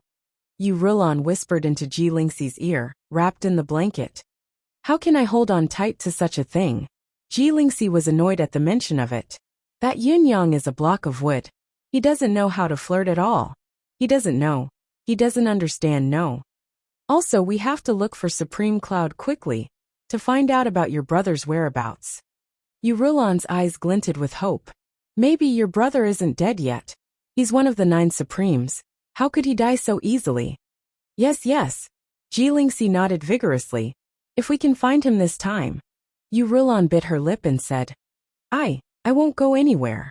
I'll stay by his side. There's no need for any ceremony, wedding, anything.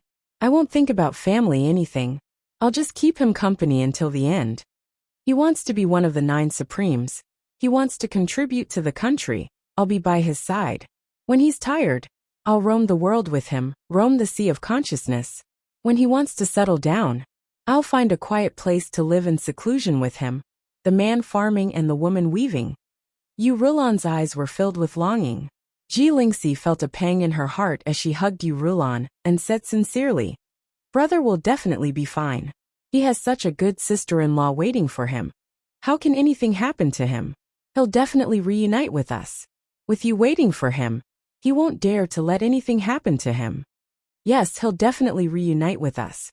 Yu Rulan's voice sounded like a prayer, like an affirmation, but there was also an endless sense of melancholy. Early in the morning, Yun Yang rode on ready, leading the way in the front. It felt more like he was running away, as if he wanted to get away from the group as soon as possible. It was a pity that he was caught by the latecomers before he could run more than 10 miles. Ji Lingxi and Yu Rulan stood in front of the horses with frosty expressions. What a coincidence! Yun Yang chuckled dryly and said, To be able to meet 2 beautiful ladies on such a chaotic journey, it is truly a blessing from the heavens. Yu Rulan's expression was icy. You're lying through your teeth. Weren't you the one who caused this bluish-black stain on our faces that can't be washed off? May I ask, where did young Master Yun's beauty come from? How can this be considered as God's blessing? Yun Yang chuckled and said, Both of you ladies are beautiful like deities. You're only slightly blemished, what's there to speak of? Besides, even if we don't look at their faces and only look at their silhouettes, their unparalleled elegance and beauty, how can a mere disguise hide them? What else do you have to say to flatter us? Go ahead and say it all at once. Don't stop. It's a long journey anyway. There's still tens of thousands of miles to go until we reach Tiantang City. We'll be in a good mood listening to your flattery along the way. We'll ask you again when we're tired of it. Work hard. Yun Yang shut his mouth resentfully. I'm flattering you all, and I still have to be interrogated by you all. Work hard. What do I have to work hard for? Interrogate me directly. I don't know anything anyway. I don't know anything at all. First of all, the thing on your face. It doesn't really matter. We're too lazy to ask you. It'll fall off on its own after a while anyway. There's no need to waste our interrogation time. Yu Rulan's gaze was like a cold lake in autumn as she stared at Yun Yang's face, scrutinizing his features. Yun Yang coughed and turned away instinctively, not daring to meet a certain someone's aggressive gaze. Turn around and look into my eyes. Don't avoid me, said Yu Rulan. Yun Yang coughed and rubbed his nose, saying, Sister Lanyu, we're looking at each other. I'm embarrassed. Yu Rulan was amused and annoyed at the same time. She said loudly, Even I'm embarrassed. What are you embarrassed about? Turn around quickly and look at me. Yun Yang spread his arms and said directly, What do you all want to know? Just ask directly. If there's anything I can say, I'll definitely say it. Yu Rulan said, All right, where is Ji Lingfeng now? Yun Yang was stunned. What? Yu Rulan said angrily. Why are you pretending to be confused? Tell me where Ji Lingfeng is. Sister Yu, you're making things difficult for me. How would I know where Ji Lingfeng is? This is the first time I've heard of this name. If I were in Tiantang City now, I would at least have some influence and could look for help. I could spread out my men to search for him. But this journey back home is filled with strangers and strangers. What do you want me to say? How would I be able to find this person? How would I know where he is? As he said the last sentence, Yun Yang felt an inexplicable twinge in his heart. Yes, I really want to know where 8th brother is now. I really don't know where he is. I really want to know where my brothers are. Yu Rulan snorted angrily. You're playing a rogue with me? You won't give up until you see your coffin, will you? Yun Yang acted like a dead pig that was not afraid of boiling water, putting on a sincere expression as he said, as if he was bowing from the bottom of his heart, Sister Lan. I really don't know. Ji Lingxi said from the side. Why are your eyeballs rolling around when you don't know? Not only does Sister Yu not believe you now, even I don't believe you anymore. Yun Yang was taken aback. Huh, my eyeballs rolling around? They obviously did just now, answered Ji Lingxi. Yun Yang stared at Ji Lingxi with widened eyes. Are they still rolling now? Not now. Why are you staring so wide? Are you trying to show off your big eyes? Asked Ji Lingxi. Yun Yang asked, what about now? You saw my eyeballs rolling around just now. How did they roll? Ji Lingxi answered, something like this. As she spoke, she tried to demonstrate, but she suddenly realized something and flew into a rage. Pfft! I'm trying to smooth things over for you. But you're using me as a distraction instead. Stop changing the topic. Hurry up and answer the question honestly, Yun Yang said confidently. But my eyeballs didn't roll. They definitely didn't. They did, Ji Lingxi said angrily. They didn't. They did. They just rolled around. If I say they didn't, then they didn't. If I say they did, then they did. Your eyeballs must have rolled at least 7 to 8 times just now. Words alone are no proof. Show me the evidence. Ji Lingxi was stunned. Yin Yang continued to argue. Do you think I don't know what's going on with my eyeballs? On what basis do you say that my eyeballs rolled around? Show me the evidence. People who speak irresponsibly and scoundrelly also need evidence. Ji Lingxi almost fainted, her lips quivering as she said, your eyeballs, they were clearly moving. They were just like that. Yu Rulan rolled her eyes at the sky. Sister, we're forcing him to answer questions. All right. Why did your brain follow his train of thought with just one sentence from him? Why are you so calculative about whether your eyeballs rolled around or not? Is this the time to be calculative about that? Let's just say that you didn't, all right? Sister Ling saw wrongly just now, all right? Answer my question quickly. Yu Rulan tried to smooth things over quickly. However, a glance at Ji Lingxi's trembling body rendered her speechless. That won't do. What do you mean by let's just say it? What do you mean by all right? Yin Yang was relentless. You're accusing me so wrongly. You want to settle things with just one sentence? There's no such thing in this world. I didn't even roll my eyes just now. Yu Rulan was speechless. You were behaving like that just now. We're already like this, and now you're behaving like this. What do you want? You're King relentless. Do you want to go to heaven? I'm being serious. I'm asking you, Ji Lingfeng. I'm being serious. My eyeballs didn't roll around. I'm not lying. I'm telling the truth. I'm asking you. I didn't roll around. I'm an honest man. You're all scoundrels, honest men. Beat him up. Ji Lingxi could not take it anymore. She pounced forward, punching and kicking as she threw everything she had at Yun Yang. Yu Rulan's pretty face was flushed with anger as she charged forward as well. She understood now that she would not be able to get anything out of Yun Yang if she continued to argue with him. It was better to just fight. However, with Yin Yang's current cultivation base, it was a piece of cake for him to deal with the two girls. He did not even need to fight. His protective mystical chi alone was enough to send the girls staggering. Clang! Yu Rulan held her sword in her hand, gleaming with a chilling light. Use weapons. Both of you can't beat me even with weapons. Yin Yang was smug, but his expression suddenly changed as he said in terror. You, what are you doing? Don't be rash. It was Yu Rulan who held her sword horizontally. She did not attack Yun Yang, but placed it against her own neck. Her eyes were filled with determination as she looked at Yun Yang. I know we're not enough for you to fight, but if you try to dodge or retaliate, I'll cut my own throat on the spot. Do you think I wouldn't dare? Yun Yang was speechless. Chapter 526. What kind of explanation was this?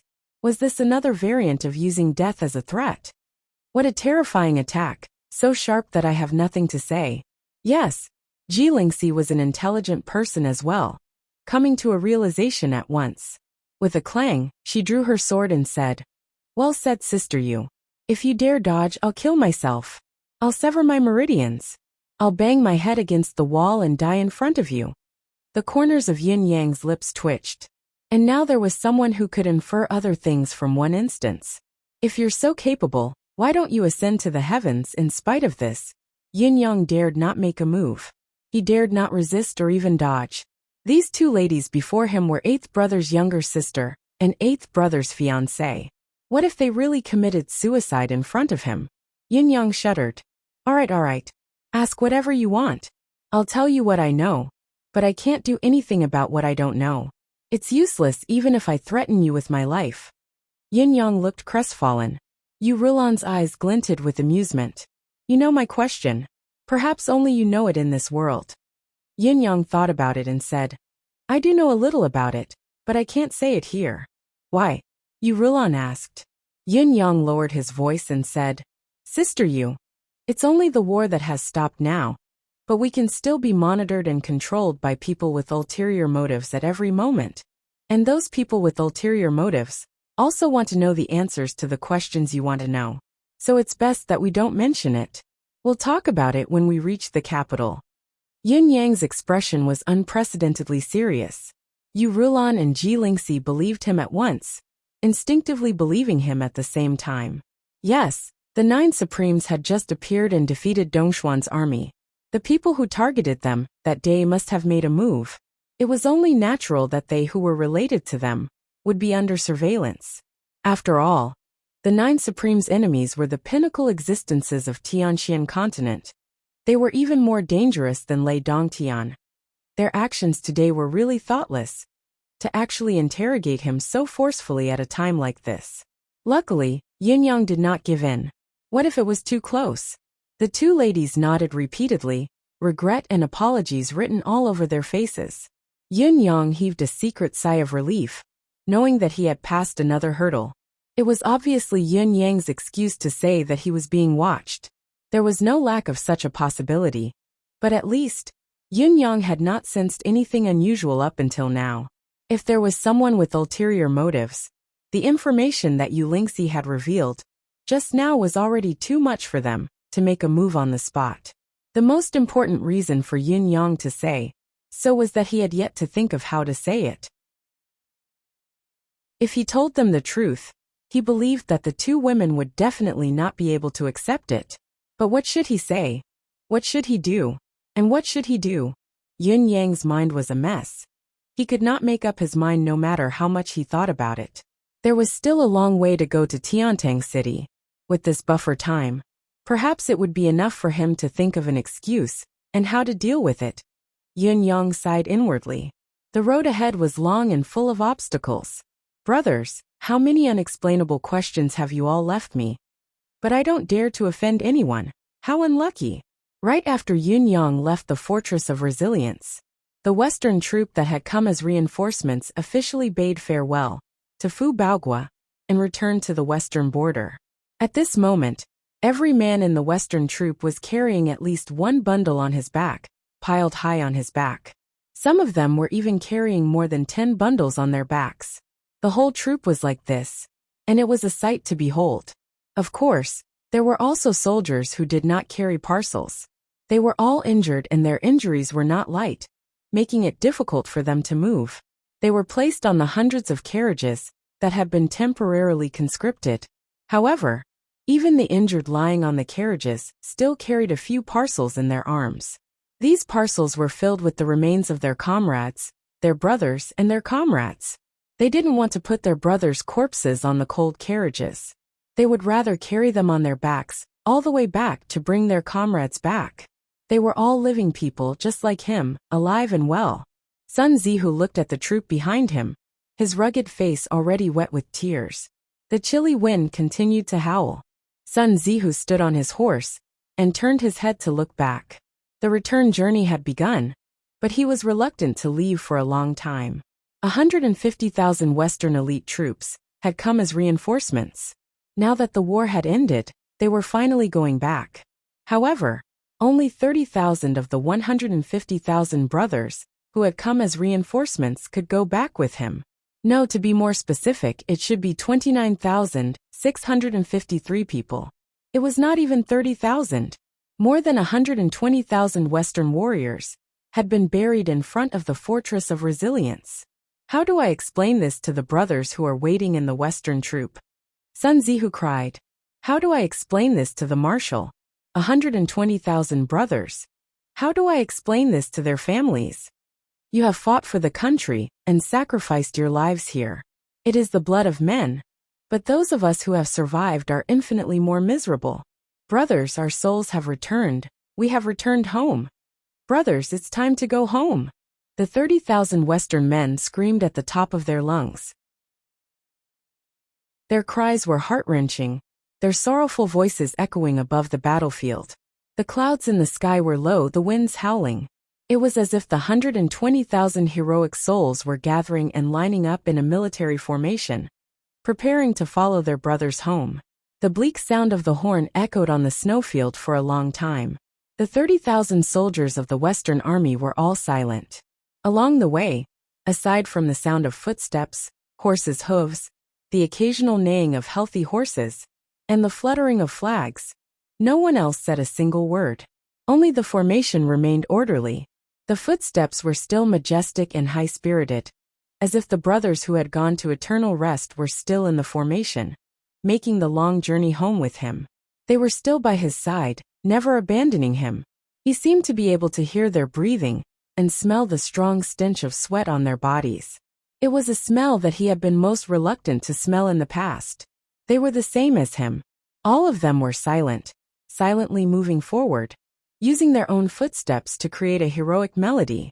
Behind him, in front of the faraway Fortress of Resilience, Fu Baogua led the remnants of the Eastern troop and lined up neatly. Salute! Send the Western brothers off! Fu Baogua hollered as the entire Eastern troop raised their hands in unison. Every soldier at the Eastern Front stared at the silhouettes of the Western Front Army as they walked away. Their hands that were raised to salute were never lowered. As the Western troop walked, they gradually moved further away. Suddenly, someone in the formation began to sob softly. This sorrowful atmosphere quickly spread throughout the entire army. In less than 100 breaths of time, the Western Army was filled with sobbing and choking sounds. Sun Zihu continued to advance in silence, as if he didn't ask anything, but in reality, his chest simply felt as if it would explode at any moment. He panted heavily, and after forcefully suppressing it for a moment, he couldn't hold it in any longer. He suddenly roared, "What are you crying for? Are you all King women? Our brothers died fighting for our country, they died a worthy death. They are all heroes. All heroes. Do you know what heroes are? Why are you all crying? We should be proud. We have such good brothers, we." Towards the end, Sun Zihu's roaring voice suddenly stopped, as if he had been forcefully torn apart. He abruptly rolled off his horse, sprawled on the ground and wailed bitterly. He no longer had any image to speak of. He clutched at his chest and felt his heart shatter into pieces. The pain pierced his heart and lungs. It's fine if we die together, but there are so many casualties. How are we going to explain this to the marshal when we return? Explaining to the marshal is secondary. How are we going to face our own hearts? Sun Zihu's tears streamed down his face. No matter what, they still had to walk on this path. They had to go back. They had to go back eventually. When the commander-in-chief heard that the situation on his side was not going well, he sent a messenger eagle to inform them that he had sold all his assets and gathered all the money of the entire army. Together with the silver he had earned from his assets, the money would be distributed equally to the families of the deceased brothers, in the name of all the officers and soldiers of the Western Army, after the country compensated them. This was in line with Sun Zihu's understanding of his marshal, but at the same time, he also knew that the marshal's estimation of the war was not going well, and the loss of manpower was greatly off. He had asked in a serious tone in his letter, "Are there still 110 to 30,000 brothers who can fight now? What are the casualties? Why was there no report?" Sun Zihu did not reply to the inquiry in the letter, because he really did not know how to reply. If the marshal knew that less than 30,000 of the elites of the Western troop he had brought with him could follow him back in the end, Such a tragic war, such a cruel reality. How would the marshal feel at that moment? If he vented his anger on Sun Zihu, that would be fine. Whether he reprimanded him or beat him up, Sun Zihu would have no complaints even if he killed him. What he was afraid of was that the commander, who had a fiery temper and loved his soldiers like his own children, would vomit blood on the spot and faint. Sun Zihu's eyes were streaming with tears. His heart was weeping blood. It was better to send his brothers back first before anything else. When they entered the territory of Yutong's border, the towns and cities along the way gradually increased and became denser. Whether it was Yun Yang and the Western troop, when they passed by, there were countless people waiting at the entrance of each town or city, even if they did not take the same route. There were the elderly, children, women, and the young among the people waiting. They had prepared delicious dishes and boiled hot water. When they saw the army coming from afar, they went forward spontaneously to deliver food, drinks, and clothes to the soldiers. They had given them the best consolation they could at the moment. There were also people who looked worried as they asked carefully, "Sir, do you know how Yutong's Eastern Troop's third troop is doing? My third son is there. There's no news until now. I know I shouldn't ask about this. One should be fearless when fighting for the country, but I just want to keep this in mind. General, do you know about the fourth troop of the Steel Cavalry? My husband is a centurion in the Iron Cavalry. Right now although no news is good news, we still need some concrete news. Only then can we be at ease, isn't it?" You, a beautiful young married woman with a protruding belly, nervously asked. "General, do you know Lu Sanhu?" A young girl with a delicate and pretty face was flushed as she rubbed her braid. "I'm his fiancée. His parents are old, and they can't walk properly. I will be thick-skinned and ask if he's doing well. I've promised him that I'll get married when I come back." The girl was as pretty as a flower, her cheeks flushed and her eyes watery. She was bashful, but she asked bravely. Her gaze was filled with longing. It was longing for married life. Yun Yang felt like his chest had been hammered. "Sir, do you know? Sir, do you know? General, do you know?" Countless people approached cautiously, their faces ingratiating but their eyes were filled with apprehension. Their questions were so humble. Even their voices were trembling when they asked. They were eager to know the answer, but there was fear flickering in their eyes. While they were eager to hear news of their loved ones, they were also afraid of hearing bad news. Yun Yang and the rest were silent, not knowing how to answer. Yun Yang and the rest were silent, not knowing how to answer. Countless veterans who were carrying parcels on their backs tried their best to hide the parcels, hunching their backs as they hid them in their arms. "We've won. Dongxian has been defeated and has retreated. The news of your families will come soon. They're all good men who protected their homes and country. We've won. Dongxian has been defeated, they've retreated. News of your families will come soon. They're all good men who protect their homes and country." Marquis Yin pacified them. "There are too many people participating in the Eastern Defense this time. We are truly sorry that we can't recognize all of them. My fellow countrymen, please don't be impatient. Heaven helps the worthy. I believe that your loved ones will return safely." When Marquis Yin said these words, he wished he could slap himself hard on his own face. How hypocritical he was to say such words that went against his own conscience. Being an emperor, being approachable and winning over people's hearts was a compulsory course for the royal children. Marquis Yin was no exception. However, now that he had uttered these words that were originally at his fingertips, it was so king heart-wrenching. It turned out that being approachable was actually not a compliment. It was clearly the biggest fake head. Dongxian had participated in this battle with almost 3 million men, while Yutong had deployed more than 1 million men. When the battle ended, Dongxian was left with less than 400,000 men. It was almost a tenth of their number. On Yutong's side, there were less than 200,000 survivors, including the Eastern and Western troops, and the martial world's reinforcements. In other words, after this series of battles, there were 4 million men from both sides, and only 600,000 were left alive. The remaining 3,400,000 were all gone. Who could guarantee that someone was still alive with such a horrifying ratio of casualties? At this moment, The so-called comfort was perhaps the greater devastation before they received the bad news. What could be more unbearable than the despair after receiving hope? Out of 10 households, at least 7 or 8 of these villagers who had participated in the war. What awaited them in the end would only be sorrow and despair. Thinking of this, the villagers could not swallow the fragrant dishes that the villagers had sent to them. They felt like something was stuck in their throats. Despite the strong sincerity before them, they could not swallow it. Even their own hearts were torn apart by the pain. Facing those expectant gazes and listening to those careful and perturbed questions, everyone felt that they were already hard-hearted enough to not burst into tears on the spot, all the way back. What they faced along the way was the same scene. Their hearts were torn apart again and again, over and over again. The army was already far away. However, the people who were waiting at the entrance of the village were still waiting there.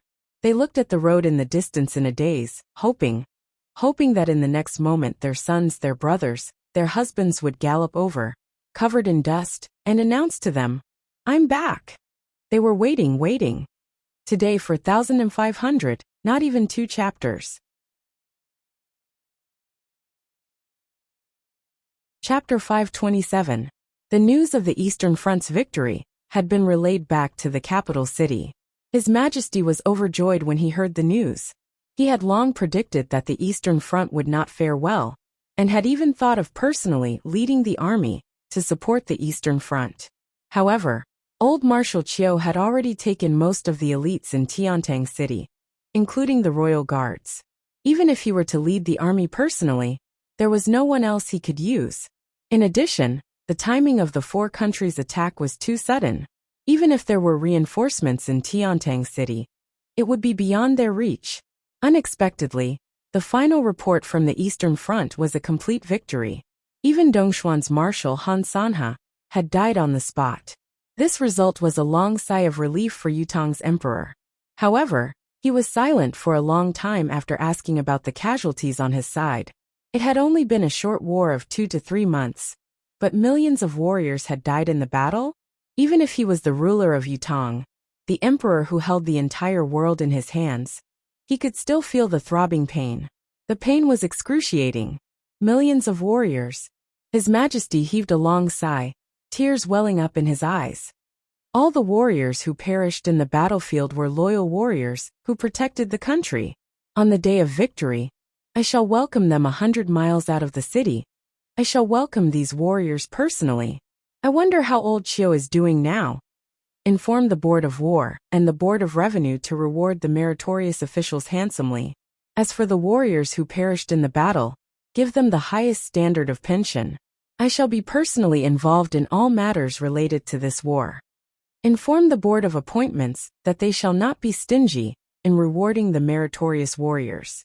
Inform the Board of Rights to welcome the meritorious warriors back to the imperial court with the highest scale. It must be done quickly. I shall host this welcome personally. Announce this great news to the world. Order the Ministry of Justice to launch a nationwide crackdown, focusing on the bullies and hooligans who run amok in the villages. Those who bully the families of the fallen soldiers will be punished 3 times more severely. There will be no leniency and no pardon. His Majesty was a military man who had come from the military. He knew very well what the warriors needed the most. He knew what he wanted the most, what the soldiers were most worried about, and what the dead heroes missed the most. Therefore, his first reaction after receiving the news was to start from the most practical direction. The last order to convey the Ministry of Justice's decree was personally written by the emperor and stamped with the imperial seal. He also stamped his own personal seal under the imperial seal. This was a unique exception in the process of drafting imperial edicts. This seemingly unceremonious action clearly revealed His Majesty's attitude towards this matter. He wanted to use his actions to show that he wanted all the officials in the world to know that he wasn't just talking about this matter, but was personally supervising it. Anyone who dared to abuse the law for personal gain would not only face punishment from their superiors, but also the wrath of His Majesty. If you want to act rashly, come at me. Who would dare to bear the wrath of the emperor? Once the emperor was enraged, corpses would float for 1,000 miles. From today onwards, build a heroic spirit shrine. From today onwards, the Hall of Meritorious Service shall be rebuilt. From today onwards, the national liquidation will begin. His Majesty's series of orders almost drove the eunuch to death. His Majesty's tone was especially harsh when he said the last 4 words, national liquidation. No one in the world was optimistic about Yutong's chances in this four-nation siege, be it in the imperial court or the commoners. Compared to the commoners and martial artists who were eager to join the war and face the national crisis together, many tycoons, businessmen and wealthy families were making their own calculations. There were even many who were waiting for the opportunity to use their connections to contact the dignitaries of other countries. If the Dongxian army were to invade Yutong, the consequences would be unimaginable. It was also because of this that these people and forces turned a blind eye and a deaf ear to Yutong's official donations and the military's predicament. There were also many officials who began to plan for their own escape route when they saw the dire situation. If Yutong were to be destroyed, where would they go? There were questions like these. Before the war, when Yutong's forces looked like they were in a precarious situation, His Majesty had not been too forceful towards the fence-sitters. Firstly, he was afraid that it would incite a revolt among the people, both internally and externally. Secondly, even His Majesty thought that it was understandable for them to seek a way out under such circumstances. Although he was furious, annoyed, and eager to kill them, these people had yet to do anything that would truly bring disaster to the nation and its people. If Yutong were to be destroyed, then let those who had already found a way out go. Why must they be exterminated? They were his people after all. It was better to leave them a way out. However, the situation now was completely different. His Majesty was exceptionally clear about one thing. Yutong's eastern front had defeated Dongxian. The four-nation siege had been completely broken, and even the continent's top god of war, Han Sanhe, had been killed. Did it not mean that Yutong would unify Tianxian and become the once-in-a-lifetime hegemon? It was no longer a joke. It was already here. This opportunity was about to be grasped in his hands. There was no need to be merciful to those who were disloyal and unjust to the nation. Mercy would only leave a hidden threat, a scourge. Therefore, His Majesty began to punish them heavily. How did the saying go again? One must first pacify the internal affairs before dealing with external affairs. His Majesty wanted to ensure that Yutong was a complete piece of iron when he sent out his troops to conquer the world. Therefore, these unstable factors had to be eliminated early, or at least, they had to be pushed out. If these people were to be left alive, their current channels could very well become channels for leaking military intelligence when the war broke out in the future. Perhaps, it would be easier for spies from other nations to break through. An emperor who did not keep secrets would lose his official. An official who did not keep secrets would lose his life. One who did not keep secrets would cause harm. It was necessary to take precautions. On the way back, Yun Yang had executed His Majesty's edict that had yet to be conveyed thoroughly. He was even more thorough than what the edict had said, turning into 3 gods of slaughter together with Feng Mafei and Bai Yixue. Yun Yang had even instigated his cheapskate father. Every time the 4 experts, including Marquis Yun, arrived at a place, they would send out their spies to scout out all the local ruffians and gangsters within a 1,000-mile radius. They would then follow the map and kill them. Who were Yun Yang and the other 3 experts? 4 Heaven Realm cultivators. They represented the highest achievement of Yutong's cultivators. The targets they targeted would only have death awaiting them. There was no chance of survival.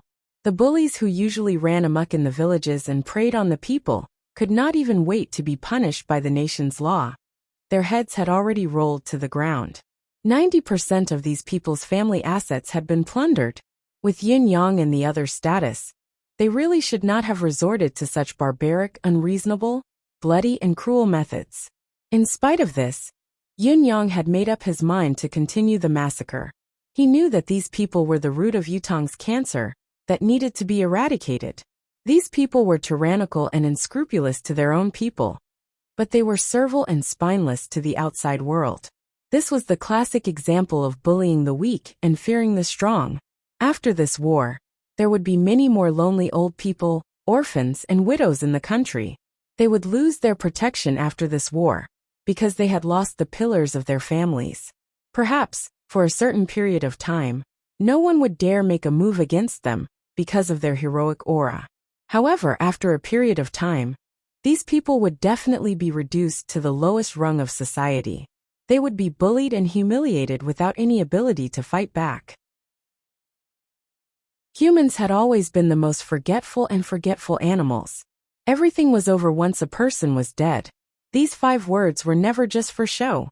Therefore, Yun Yang was willing to lower himself to be an executioner, the kind of executioner who was merciless and merciless. Chapter 528. As Yun Yang's targets were too broad, even Marquis Yun felt his hands going soft from the killing. However, Yun Yang still collected information with a steely expression and urged the few of them to go out to kill and plunder every night. Isn't it a little too extreme? Not everyone with a bad record has to be killed, right? Marquis Yun grew increasingly uneasy and tried to persuade Yun Yang more than once. A dog can't change its spots. Even if we know that some people can change, what if they don't and cause trouble in the future? I'm not willing to bet on what if, because we might not notice or encounter these things in the future. It's better to nip it in the bud. Although we bear this bad reputation today, and bear many sins, we can let millions of orphans and widows who died in the war live in peace for at least 8 to 10 years. With this buffer time, it'll be enough for the children to grow up and become the new pillar of the family. Yun Yang said faintly, even if I can't bear to do it, even if it's too harsh, even if many of the targets don't deserve death, it's better to kill them all. At least, it can put the souls of those who died in the war at ease. That's enough. That's why I kill without any psychological burden. There's another reason. Yutong has been at war for years, and the treasury is empty. After this war, I'm afraid the treasury won't even be able to fork out enough compensation, let alone more rewards. Yun Yang said, we'll kill and plunder along the way.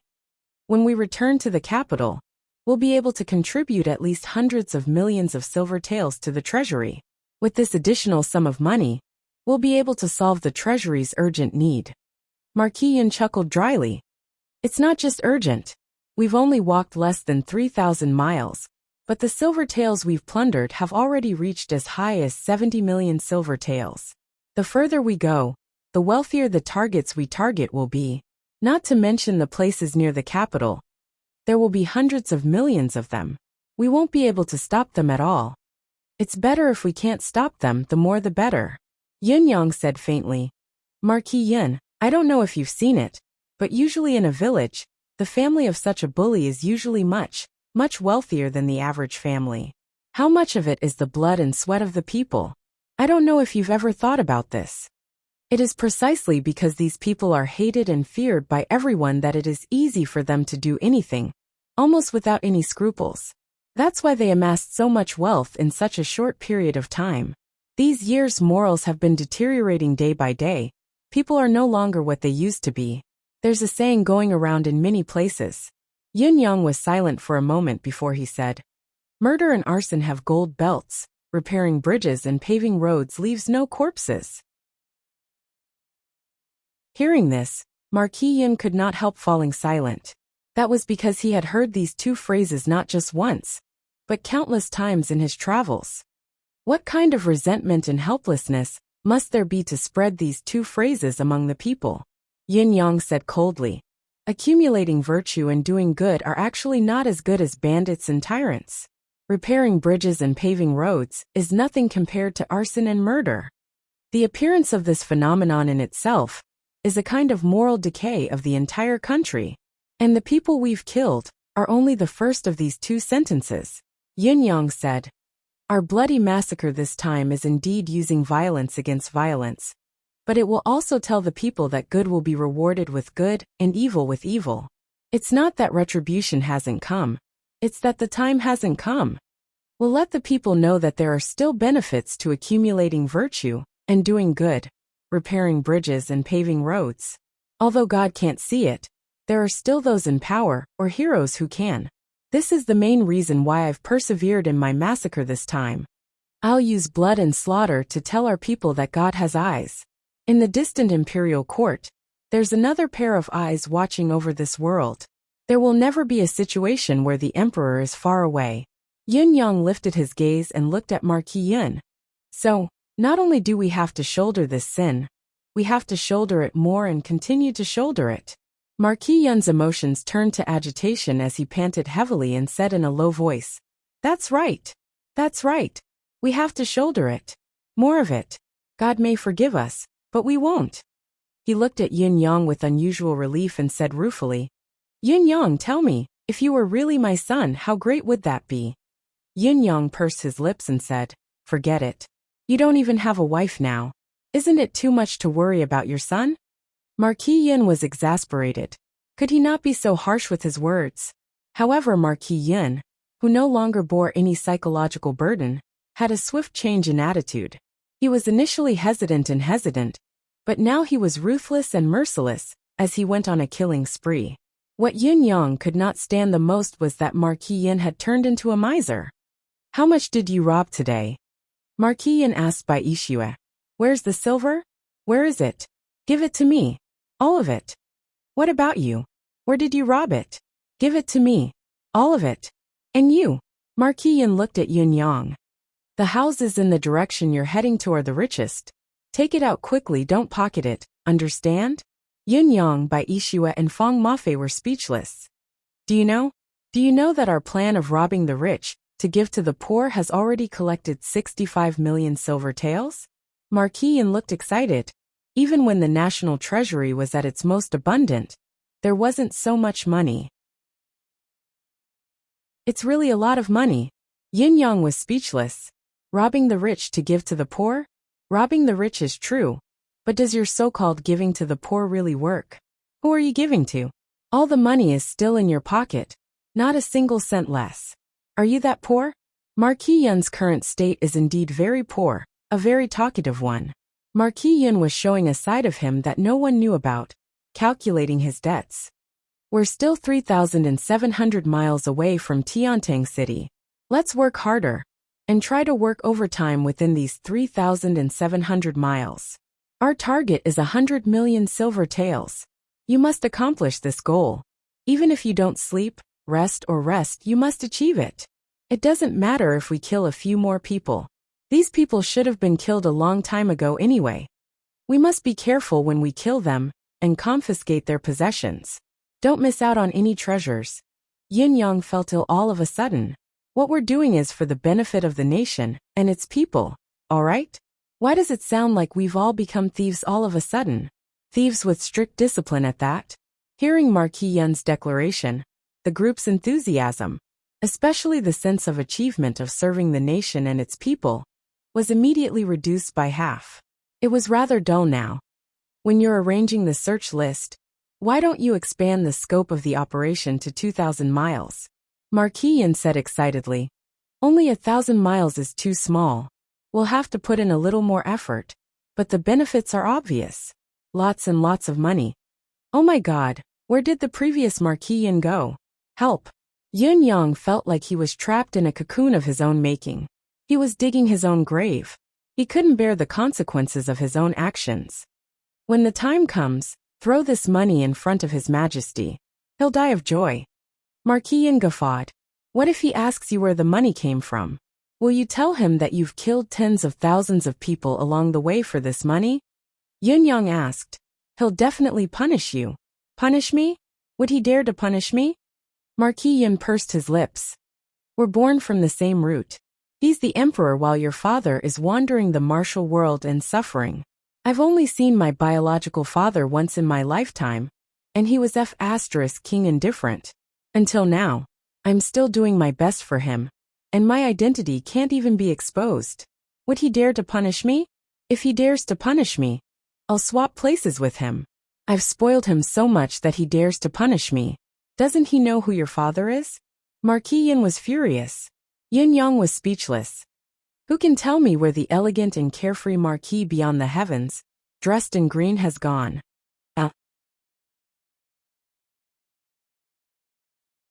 Chapter 529. Tiantang City, on the other hand, was also in a state of sorrow and joy. Countless citizens were anticipating the return of the victorious team. They hoped for the return of the victorious team. But in their hearts, there was an indescribable worry and apprehension that lingered in their hearts.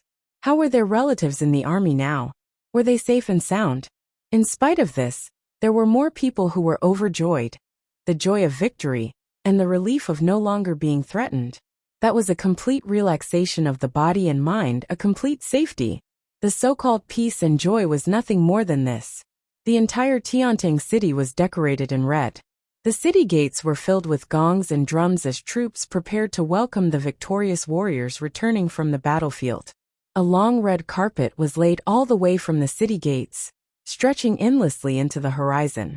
On this day, His Majesty personally led the civil and military officials to welcome the return of old Marshal Qiu Jianhan. It was no longer a simple greeting at the city gates this time. It was not a greeting 10 miles away, but 100 miles away from the city. It was already an honor to be welcomed by the emperor himself. Usually, it was already a great honor to welcome the emperor at the palace gates. To welcome the emperor at the city gates, one could only do so if one had meritorious service. As for welcoming the emperor 10 miles away from the city gates, it could only be done by those who had meritorious service to protect the nation and its people. A ruler of a nation might not even have such a dynasty, even if he had experienced one. As for His Majesty, the Emperor of Yutong, who had traveled 100 miles to welcome him, it had never happened since the beginning of time.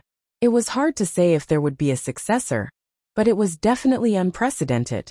Originally, when the emperor proposed to welcome the returning soldiers from 100 miles away, many people in the court objected, especially the people from the Board of Rights. They said that this method was too excessive. However, the emperor acted arbitrarily and made the final decision. He suppressed all the voices of opposition and forcefully suppressed them. An exception? How could it be an exception? Yutong's borders have been warring all over. More than 1 million warriors have died in this war, and millions of loyal souls have returned. It is only right for me to welcome them from 1,000 miles away. As the ruler of Yutong, how can I only care about enjoying peace? I should covet the lives of the people and fear the death of a son. However, what's the point of moving out to welcome you? I feel that the courtesy isn't enough, and that it will chill the hearts of the loyal souls. Who else in this 10,000 miles of territory will be willing to risk their lives? The cold wind was howling, and the first snow was falling. The emperor, dressed in a bright yellow robe, stood with his hands behind his back in the wind and snow. Looking at the road ahead, he did not move at all. He quietly waited for the warriors who protected the country to return. Yun Yang, Marquis Yin Fong Mafei, and Bai Ishua plundered. No, enforced justice on behalf of heaven, robbing the rich to help the poor. Finally, they were about to reach Tiantang City. Tiantang City's territory will be about 500 miles ahead. This road is finally coming to an end. Marquis Yin smiled in satisfaction. Along the way, we've really managed to gather 100 million silver taels. That's enough. He rested for a moment and packed his luggage. Everyone tried to make themselves look more spirited. When they were close enough, they would rest and reorganize themselves. After that, you must enter Tiantang City with your best spirits. You must not lose your edge. All right. Yun Yang believed that after these 2 rounds of rest and reorganization, the returning army would be refreshed and return to its peak state. Right. Don't just pick up your belongings. Remember to wash the flags that accompanied the army. It's best if they're clean. Marquis Yin said. Since we've returned victorious, we can't allow any stains. There's no need to leave any traces of war on them. We're the victors, we're the winners. We have to do everything right. Yun Yang wanted to clap and applaud Marquis Yin's way of doing things. Silence spoke louder than words. It was extremely brilliant. Historically, when an army returned victorious, the main general would usually do one thing. They would not tidy up the army and return with a battered army. The flags, armaments, weapons, and even the horses were filled with blood stains, and broken pieces. It was to let everyone see how cruel the war this army had been through. This was to show off their contributions. From a certain perspective, it was also to ask for rewards. When the emperor saw it, he would definitely reward them handsomely. Those who were originally only promoted by 1 level would usually be promoted by 2 levels. Those who were only given 1,000 silver taels would usually be given 5,000 silver taels. While the army cheered and cheered, the emperor might not be willing to do it. At least, there was the faint discomfort of being forced to do it. Often, the so-called crime of overshadowing the emperor was also the root of the problem. Marquis Yun's way of doing things seemed to be the opposite, but it was not foolish. It would only produce an even more shocking effect. In addition, when the emperor saw this, other than being pleasing to the eye, he would not have the thought of asking for rewards for his contributions. It was killing many birds with 1 stone. Perhaps there was another layer of effect. Marquis Yun and Yun Yang, father and son who were not related by blood but only in name, were both outstanding characters. As long as the conditions allowed for it, they would habitually display their best form. This was also part of the reason that had led to the current consensus between the two of them. It was not only women who loved to be beautiful. Men loved to be handsome and beautiful too. Not long after the army had set up camp, Marquis Yun urged Yun Yang impatiently. There's still a bit of buffer time now. Let's do it one last time. You've said it yourself, the closer the territory to the capital, the richer it is. I believe there must be a lot of loot nearby. They're all fat sheep. Isn't it a waste to let them go?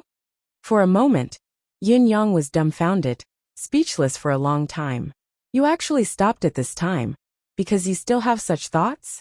Besides oil and water, fat sheep, how could such a phrase be used here? I really thought that you had some lofty political consciousness. Lu Zhou thought. In the next moment, all 4 of them frowned at the same time. The 4 of them simultaneously sensed an enormous aura that had arrived without any warning, as if it had descended from the heavens and appeared out of nowhere. Marquis Yun took a step forward and shielded Yun Yang behind him. The sword at his waist was unsheathed with a clang as he hollered. Which expert is it that has come to Yutong's military camp? A chant echoed in the air. Who can decide the rise and fall of the ages? Who can gather the clouds into a brush? Who can pluck the stars and swallow the mist? The incomer's voice was indifferent, filled with an otherworldly aura. The corners of Yin Yang's lips twitched at once. He did not know why this person who had suddenly arrived had come, but the thick stench of arrogance had already hit him in the face. Will you die if you don't act pretentious? Dong Tianling, who was standing on the side, curled his lips and rolled his eyes, voicing Yin Yang's thoughts.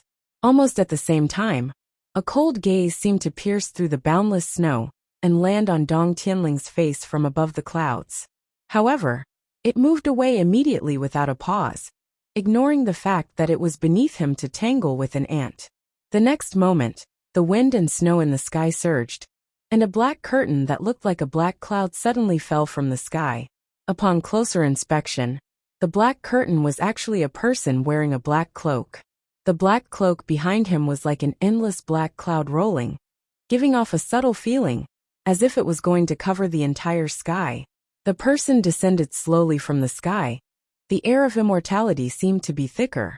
He was like a snowflake, falling lightly from the sky at an extremely slow speed. His black hair was crowned high, his black clothes, black robe and black cloak fluttered in the wind. There was a sword at his waist, and a hand that was as fair as jade pressed on the sword's hilt. The incomer was lean and tall, with 3 strands of black beard that fluttered lightly under his chin. With just a glance, one would feel that this person did not belong to the mortal world. He was an immortal of the land, untainted by the mundane world. In addition, this person's cultivation base was already at the pinnacle of perfection. This was not sensed from the aura. That person slowly floated down from the clouds, and when he was 30 feet above the ground, he abruptly stopped, and just stood there in the void, relying on the void.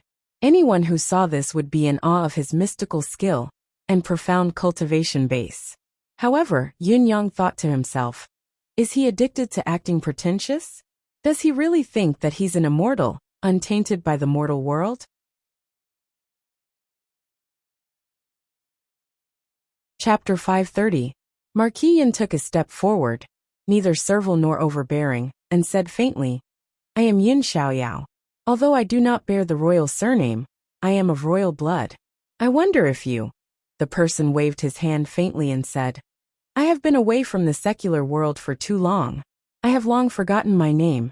You can call me Immortal Dahuang for now. Dong Tianling, who was behind Marquis Yin, rolled his eyes and could not help saying, You don't remember your own name? Do you still remember the person who raised you? Although this fellow's personality had changed a lot, he would still occasionally lose his mind. Given the current situation, any ordinary person would definitely not be able to utter such words. But this fellow had just blurted them out without any hesitation. Immortal Dahuang turned his head slowly, his gaze trained on Yin Yang's face as he said faintly, You are so young and yet you are already so unforgiving. You have no upbringing at all. If you were to give it a few more years, you will inevitably become a scourge in this world. The crowd was dumbfounded. What was going on? It was Dong Tianling who had said this. But why had Immortal Dahuang focused his attention on Yun Yang? Yun Yang could not help feeling a little dumbfounded by the newcomer's sudden action. Could this guy be an idiot? Could he not even tell who was speaking? Although Dong Tianling had voiced out this young master's thoughts time and time again, the words had never come out from this young master's mouth. Could it be that this fellow was so pretentious that he had turned into an idiot? Could it be that he could not even recognize the person? Yin Yang guffawed and said, I will become a scourge in this world after offending you? I say, Immortal Dahuang, your ability to convict people is really impressive. I'm in awe of you, and I can't catch up. He pursed his lips and said, Since your eyes are looking at me, then consider it as me saying it.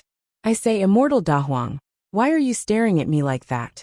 Are you going to kill me to rid the world of a scourge? It was true that the incomer's ability was unfathomable, especially the way he stood in the air. It was a high-end technique that ordinary cultivators could never hope to achieve, but Yun Yang was not fearful at all, especially when the other party's provocative intention was clear. Both parties were likely to be on opposing sides, so Yun Yang would not choose to compromise. The four of them, including himself, were already at the pinnacle of this world. Unless the other party was at Mr. Nian's level, it was not as if they could not fight. Therefore, Yun Yang's words were harsh and full of sarcasm. Unexpectedly, Immortal Dahuang's face suddenly flushed red under everyone's gazes. He said, You little brat, you really don't know what's good for you. You want to stick your neck out for something that has nothing to do with you. And now you even dare to spout nonsense. What kind of logic is this? Forget Yin Yang. Even Marquis Yin, Dong Tianling and the others were dumbfounded. What did he mean by that? It was Dong Tianling's words. It was one thing for him to pick a fight with Yin Yang. But why was there a sudden reversal here? What was this all about? What was this all about? Yin Yang's thoughts raced. Upon closer observation, he realized that this fellow was obviously talking to him. But his gaze was on Qiu Yunsan. A thought floated into Yin Yang's mind, and he almost guffawed. Immortal Dahuang? Yin Yang asked uncertainly. Could it be that you have squinted eyes? Immortal Dahuang was enraged, glaring at Qiu Yunsan as he hollered. You're the one who has squinted eyes. Your whole family has squinted eyes. Qiu Yunsan was speechless. Yin Yang could not help but break out in laughter. Marquis Yun's face twitched when he saw this, almost bursting into laughter. This person had suddenly appeared, descending from the sky like a divine dragon. Be it his aura or his cultivation base, they were so high that no one could fathom him. His every move was like an immortal. Also, the opening poem that he recited at the beginning could be said to elevate his image to a considerable level. Just as the crowd was guessing who this person was, and what he was doing here, who would have thought that this fellow was actually a natural sufferer of squinting? Furthermore, this fellow's squinting had reached a point where it could shock the world and make the gods weep. Yin Yang was relieved and said, Immortal Dahuang, please don't be angry. It's just a chronic illness, there's nothing you can do about it, right? I'm not trying to mock you by testing you, but if this immortal wants to avoid similar troubles in the future, I have a marvelous solution here that can make up for everything. Hearing this, Immortal Dahuang immediately asked anxiously, What is it? It looked like immortal Da Huang had long been anxious about his squint. Yin Yang had only said a few words to divert all of his attention to it. Forget about punishing Dong Tianling. He might have even forgotten his own business. Perhaps, to immortal Da Huang, nothing was more important than his squinting. Yin Yang chuckled and said, I have my own way to teach you. Now that you've received my method, you should think that you won't find trouble with us anymore. Especially with my brother, right? Yin Yang pointed at Dong Tianling. The other party's ability was unfathomable. If he could avoid a head-on confrontation, it would be best, especially since his manifestation powers had yet to recover. Immortal Da Huang glared at Xia Bingchuan and snorted. You've offended this immortal's dignity just now. You should be punished severely. However, this immortal is magnanimous and will not pursue the matter further. Xia Bingchuan was speechless. Before his words echoed in the air, his gaze was locked onto Qiu Yunsan again, his gaze pleading. Qiu Yunsan was exasperated. Yin Yang was amused inwardly, but he kept a straight face as he said, I wonder why immortal Da Huang has come to my army so suddenly? Hearing the question, immortal Da Huang's eyes were still fixed on Qiu Yunsan as he answered.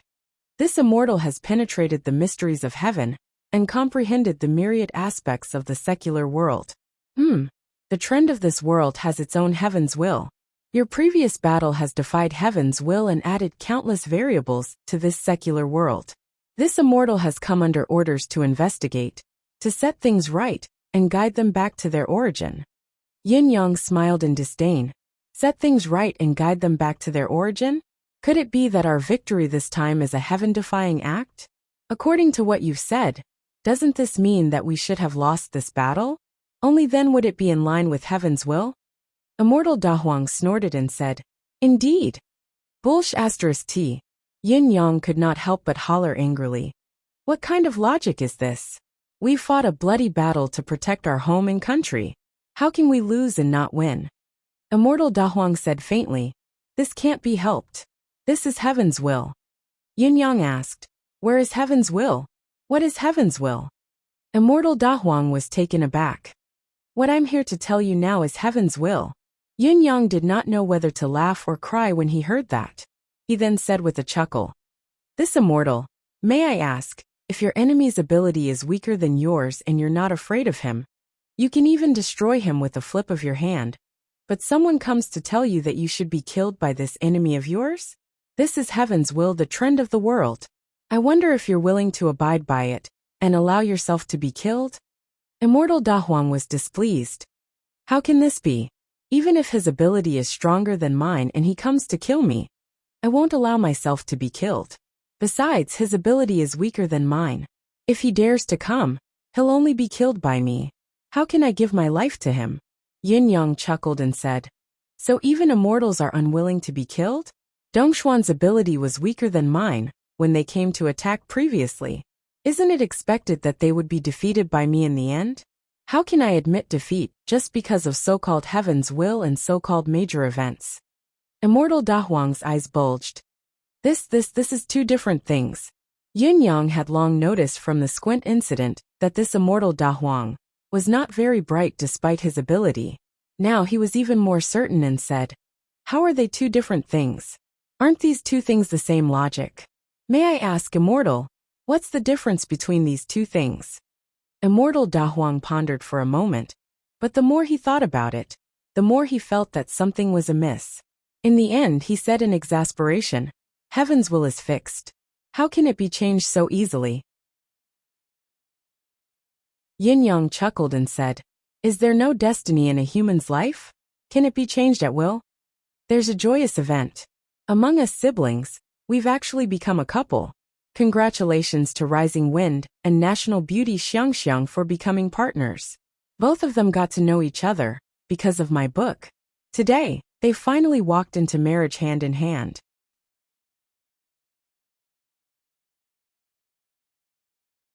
Chapter 531. Immortal Da Huang scratched his head for a while, feeling a little speechless. Suddenly, he asked in a low voice, Where is your emperor? I won't argue with you. I'll go talk to him. Yin Yang pointed and said, The emperor is in the capital city, over there. Go quickly. All right. Immortal Da Huang flew up and soared into the clouds, vanishing in the blink of an eye. His speed was incomparably fast, his speed unparalleled. He seemed to be flustered from being questioned, so he seized the opportunity to leave. The group looked at each other in bewilderment. This guy was simply an idiot. Where did he come from? What did he want to do by coming all the way here? This person seemed to be out of his mind, but his ability was incredibly strong. Among Yutong's skilled cultivators, no one could compare to him. This person alone was already a huge problem. The group was confused, unable to make heads or tails of what was going on. He had come without a clue and left without a clue. You must be a clown sent by the monkeys.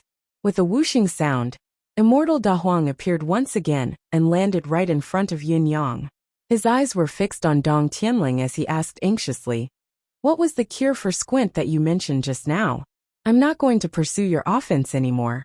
Why aren't you telling me your cure?" Immortal Da Huang's face was anxious, and his eyes were filled with impatience. But his gaze never landed on Yun Yang. The group could not help but feel apprehensive. Yun Yang coughed and said, "My cure is simple and clear. Allow me to ask you something first. Actually, with your current cultivation base, you don't need to use your eyes to recognize objects anymore, do you?" Immortal Da Huang nodded. "That's right. Then it's simple. When you talk to someone in the future, as long as you don't look at the other person's face intentionally, you can just look at the sky when you speak."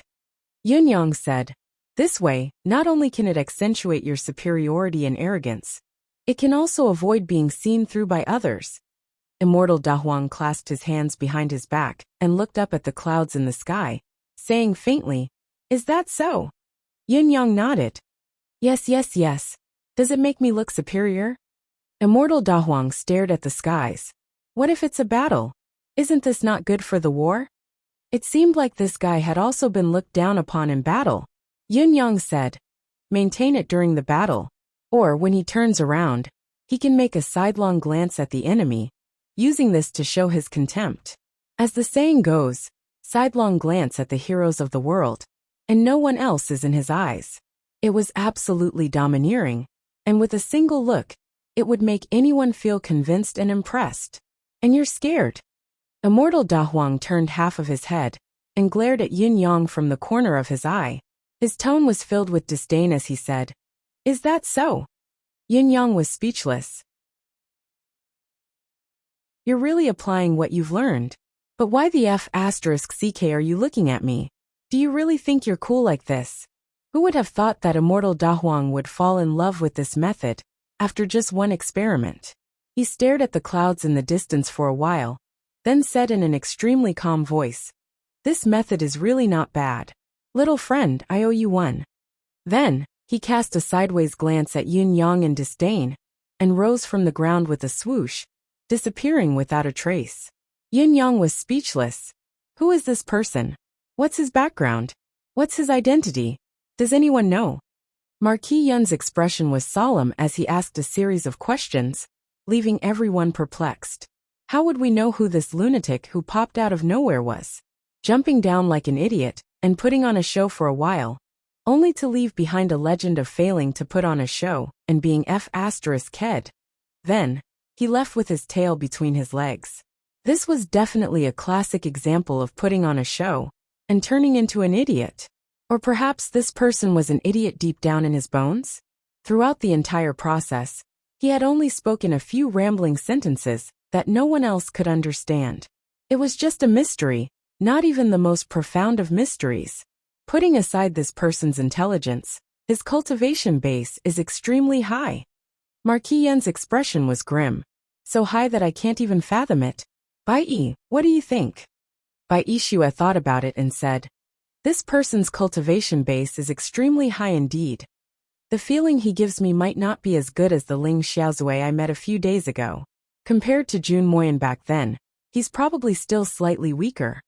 But compared to the Four Seasons Towers for Venerable Lords, he doesn't pale in comparison, perhaps even surpassing them. He should be at the pinnacle of this world." Yun Yang smiled and said, "I think that the person we should be concerned about is definitely not this person." Marquis Yin and Bai Shua turned to ask at the same time, "What?" Yun Yang said faintly. This person's cultivation base is high, even higher than the Four Seasons towers for venerable lords, enough to be ranked among the pinnacle of this world. But this person is obviously ignorant of worldly affairs. Isn't it obvious that his mind isn't clear? The group nodded, agreeing with this point. A person who does things in such a muddle-headed manner has such a profound cultivation base. Putting aside whether his words are reasonable or not, it's obvious that he's implying something. It's equally obvious. Combining the above analysis, it's not difficult to come up with a conclusion.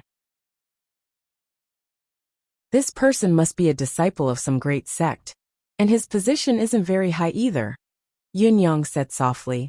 What all of you should be thinking about now is, what kind of sect or sect is it? A sect. Just a random disciple who doesn't seem to have a clear mind has a cultivation that can shock the world. Furthermore, this sect seems to be very concerned about the rise and fall of the continent. They're always talking about the heavens and the general trend. Yun Yang spoke clearly. Perhaps it's not just concern, it's very likely that they'll intervene. I can even make a bold guess. This person could very well be sent here to test the waters. Perhaps he's a follower of some sect's leader? Or perhaps a junior brother? A guardian? Something like that, Yun Yang said. However, no matter which of my guesses this immortal Dahuang's identity is, how terrifying must the sect he's from be? Marquis Yun and the others were taken aback. Yun Yang continued to speak softly. If there's really such a sect in this world, what's the sect's overall capability like? Compared to the Four Seasons Tower, that's currently at its peak, and known as the world's #1. Which is stronger?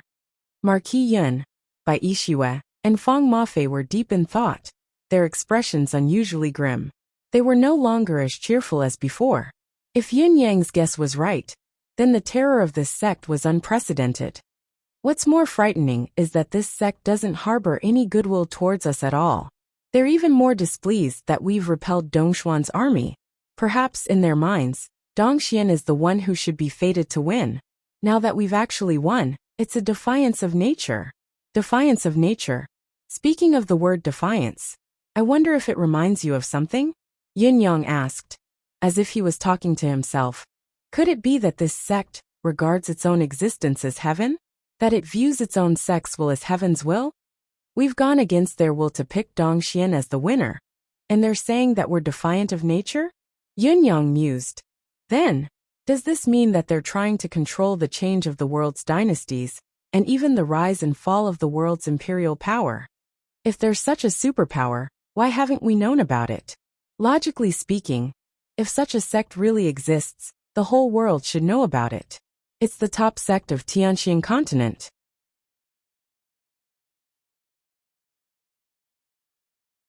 Chapter 532.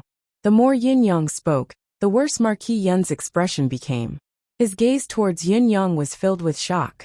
It was only the appearance of this person, the bits and pieces of information. But Yun Yang had actually thought of so much and so far. Following Yun Yang's train of thought, he had almost dug out this person's background completely. This kind of reasoning skill, this kind of brain, it was simply frightening. In spite of this, Marquis Yun was also thinking, yes, such an obvious deduction from the surface to the inside has almost pointed to the source. Why haven't I thought of where this source came from? He was not the only one who had not thought of it. Even Fang Mafei and Bai Yixue did not know. Bai Yixue was ranked top 10 among the world's swordsmen, while Fang Mafei was from the concourse of the underworld. They were both well-informed people. This was rather intriguing. Yun Yang reminded, this person is obviously here to look for trouble. His stance is clear, but he asked who is of royal blood the moment he arrived? This question was even more suspicious. After we gave him a series of answers, he left just like that, and almost forgot about this strange question. But now where did he go? I think, if I'm not wrong, this person should have gone to Tiantang City to look for His Majesty. Yun Yang said, this person's background is most likely related to a massive force, a reclusive sect that we've never come into contact with. Perhaps His Majesty knows and can give us an answer. If old Marshal Chiu isn't unconscious now, he might know. However, the other party's stance is clear. It leaves us with time to figure out his intentions. Similarly, this person's identity and the existence of his sect are no longer a problem to us. Yin Yang smiled and said, because we'll meet again sooner or later. Even if there's really a remarkable existence, if it's only this so-called immortal Da Huang, it's not that difficult to deal with. Yin Yang flashed a relaxed smile. That's right.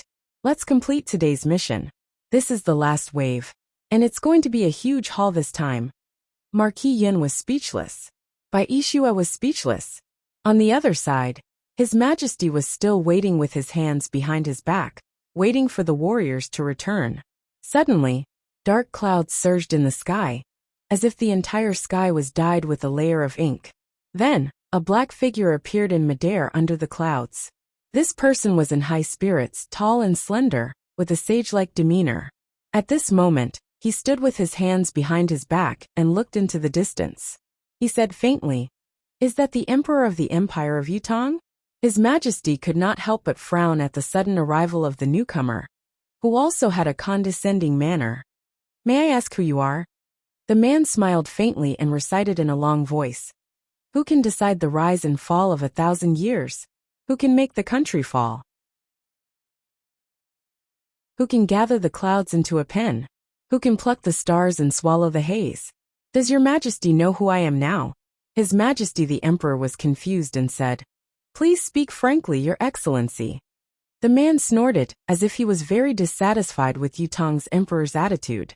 With his head still held high, he sauntered down from midair with his arms behind his back. There was clearly nothing beneath his feet, but at this moment, it was as if he was walking on a flight of stairs steadily descending. "Emperor of Yutong, do you know that the Empire of Yutong has now gone against destiny and the will of heaven?" His Majesty the Emperor seemed to have understood something when he heard this, but he still stood calmly and said faintly, "I don't understand what Your Excellency is saying. Since I have ascended the throne, I have strived to rule the country and bring peace to the world. I have treated the billions of people equally and tried my best to keep the country safe among the various countries and powers. I don't know where I have gone against heaven's will. I don't understand." Immortal Da Huang's tone was still light, his voice ethereal as he said, "The will of heaven's will is invisible to the naked eye, but it is everywhere and ever present. What you think is right may not be right, and what you think is wrong may not be wrong as well. Perhaps your unintentional struggle is the manifestation of the will of the heavenly Tao." There was a hint of mockery in the depth of His Majesty's eyes as he said unhurriedly, "Oh, for example?"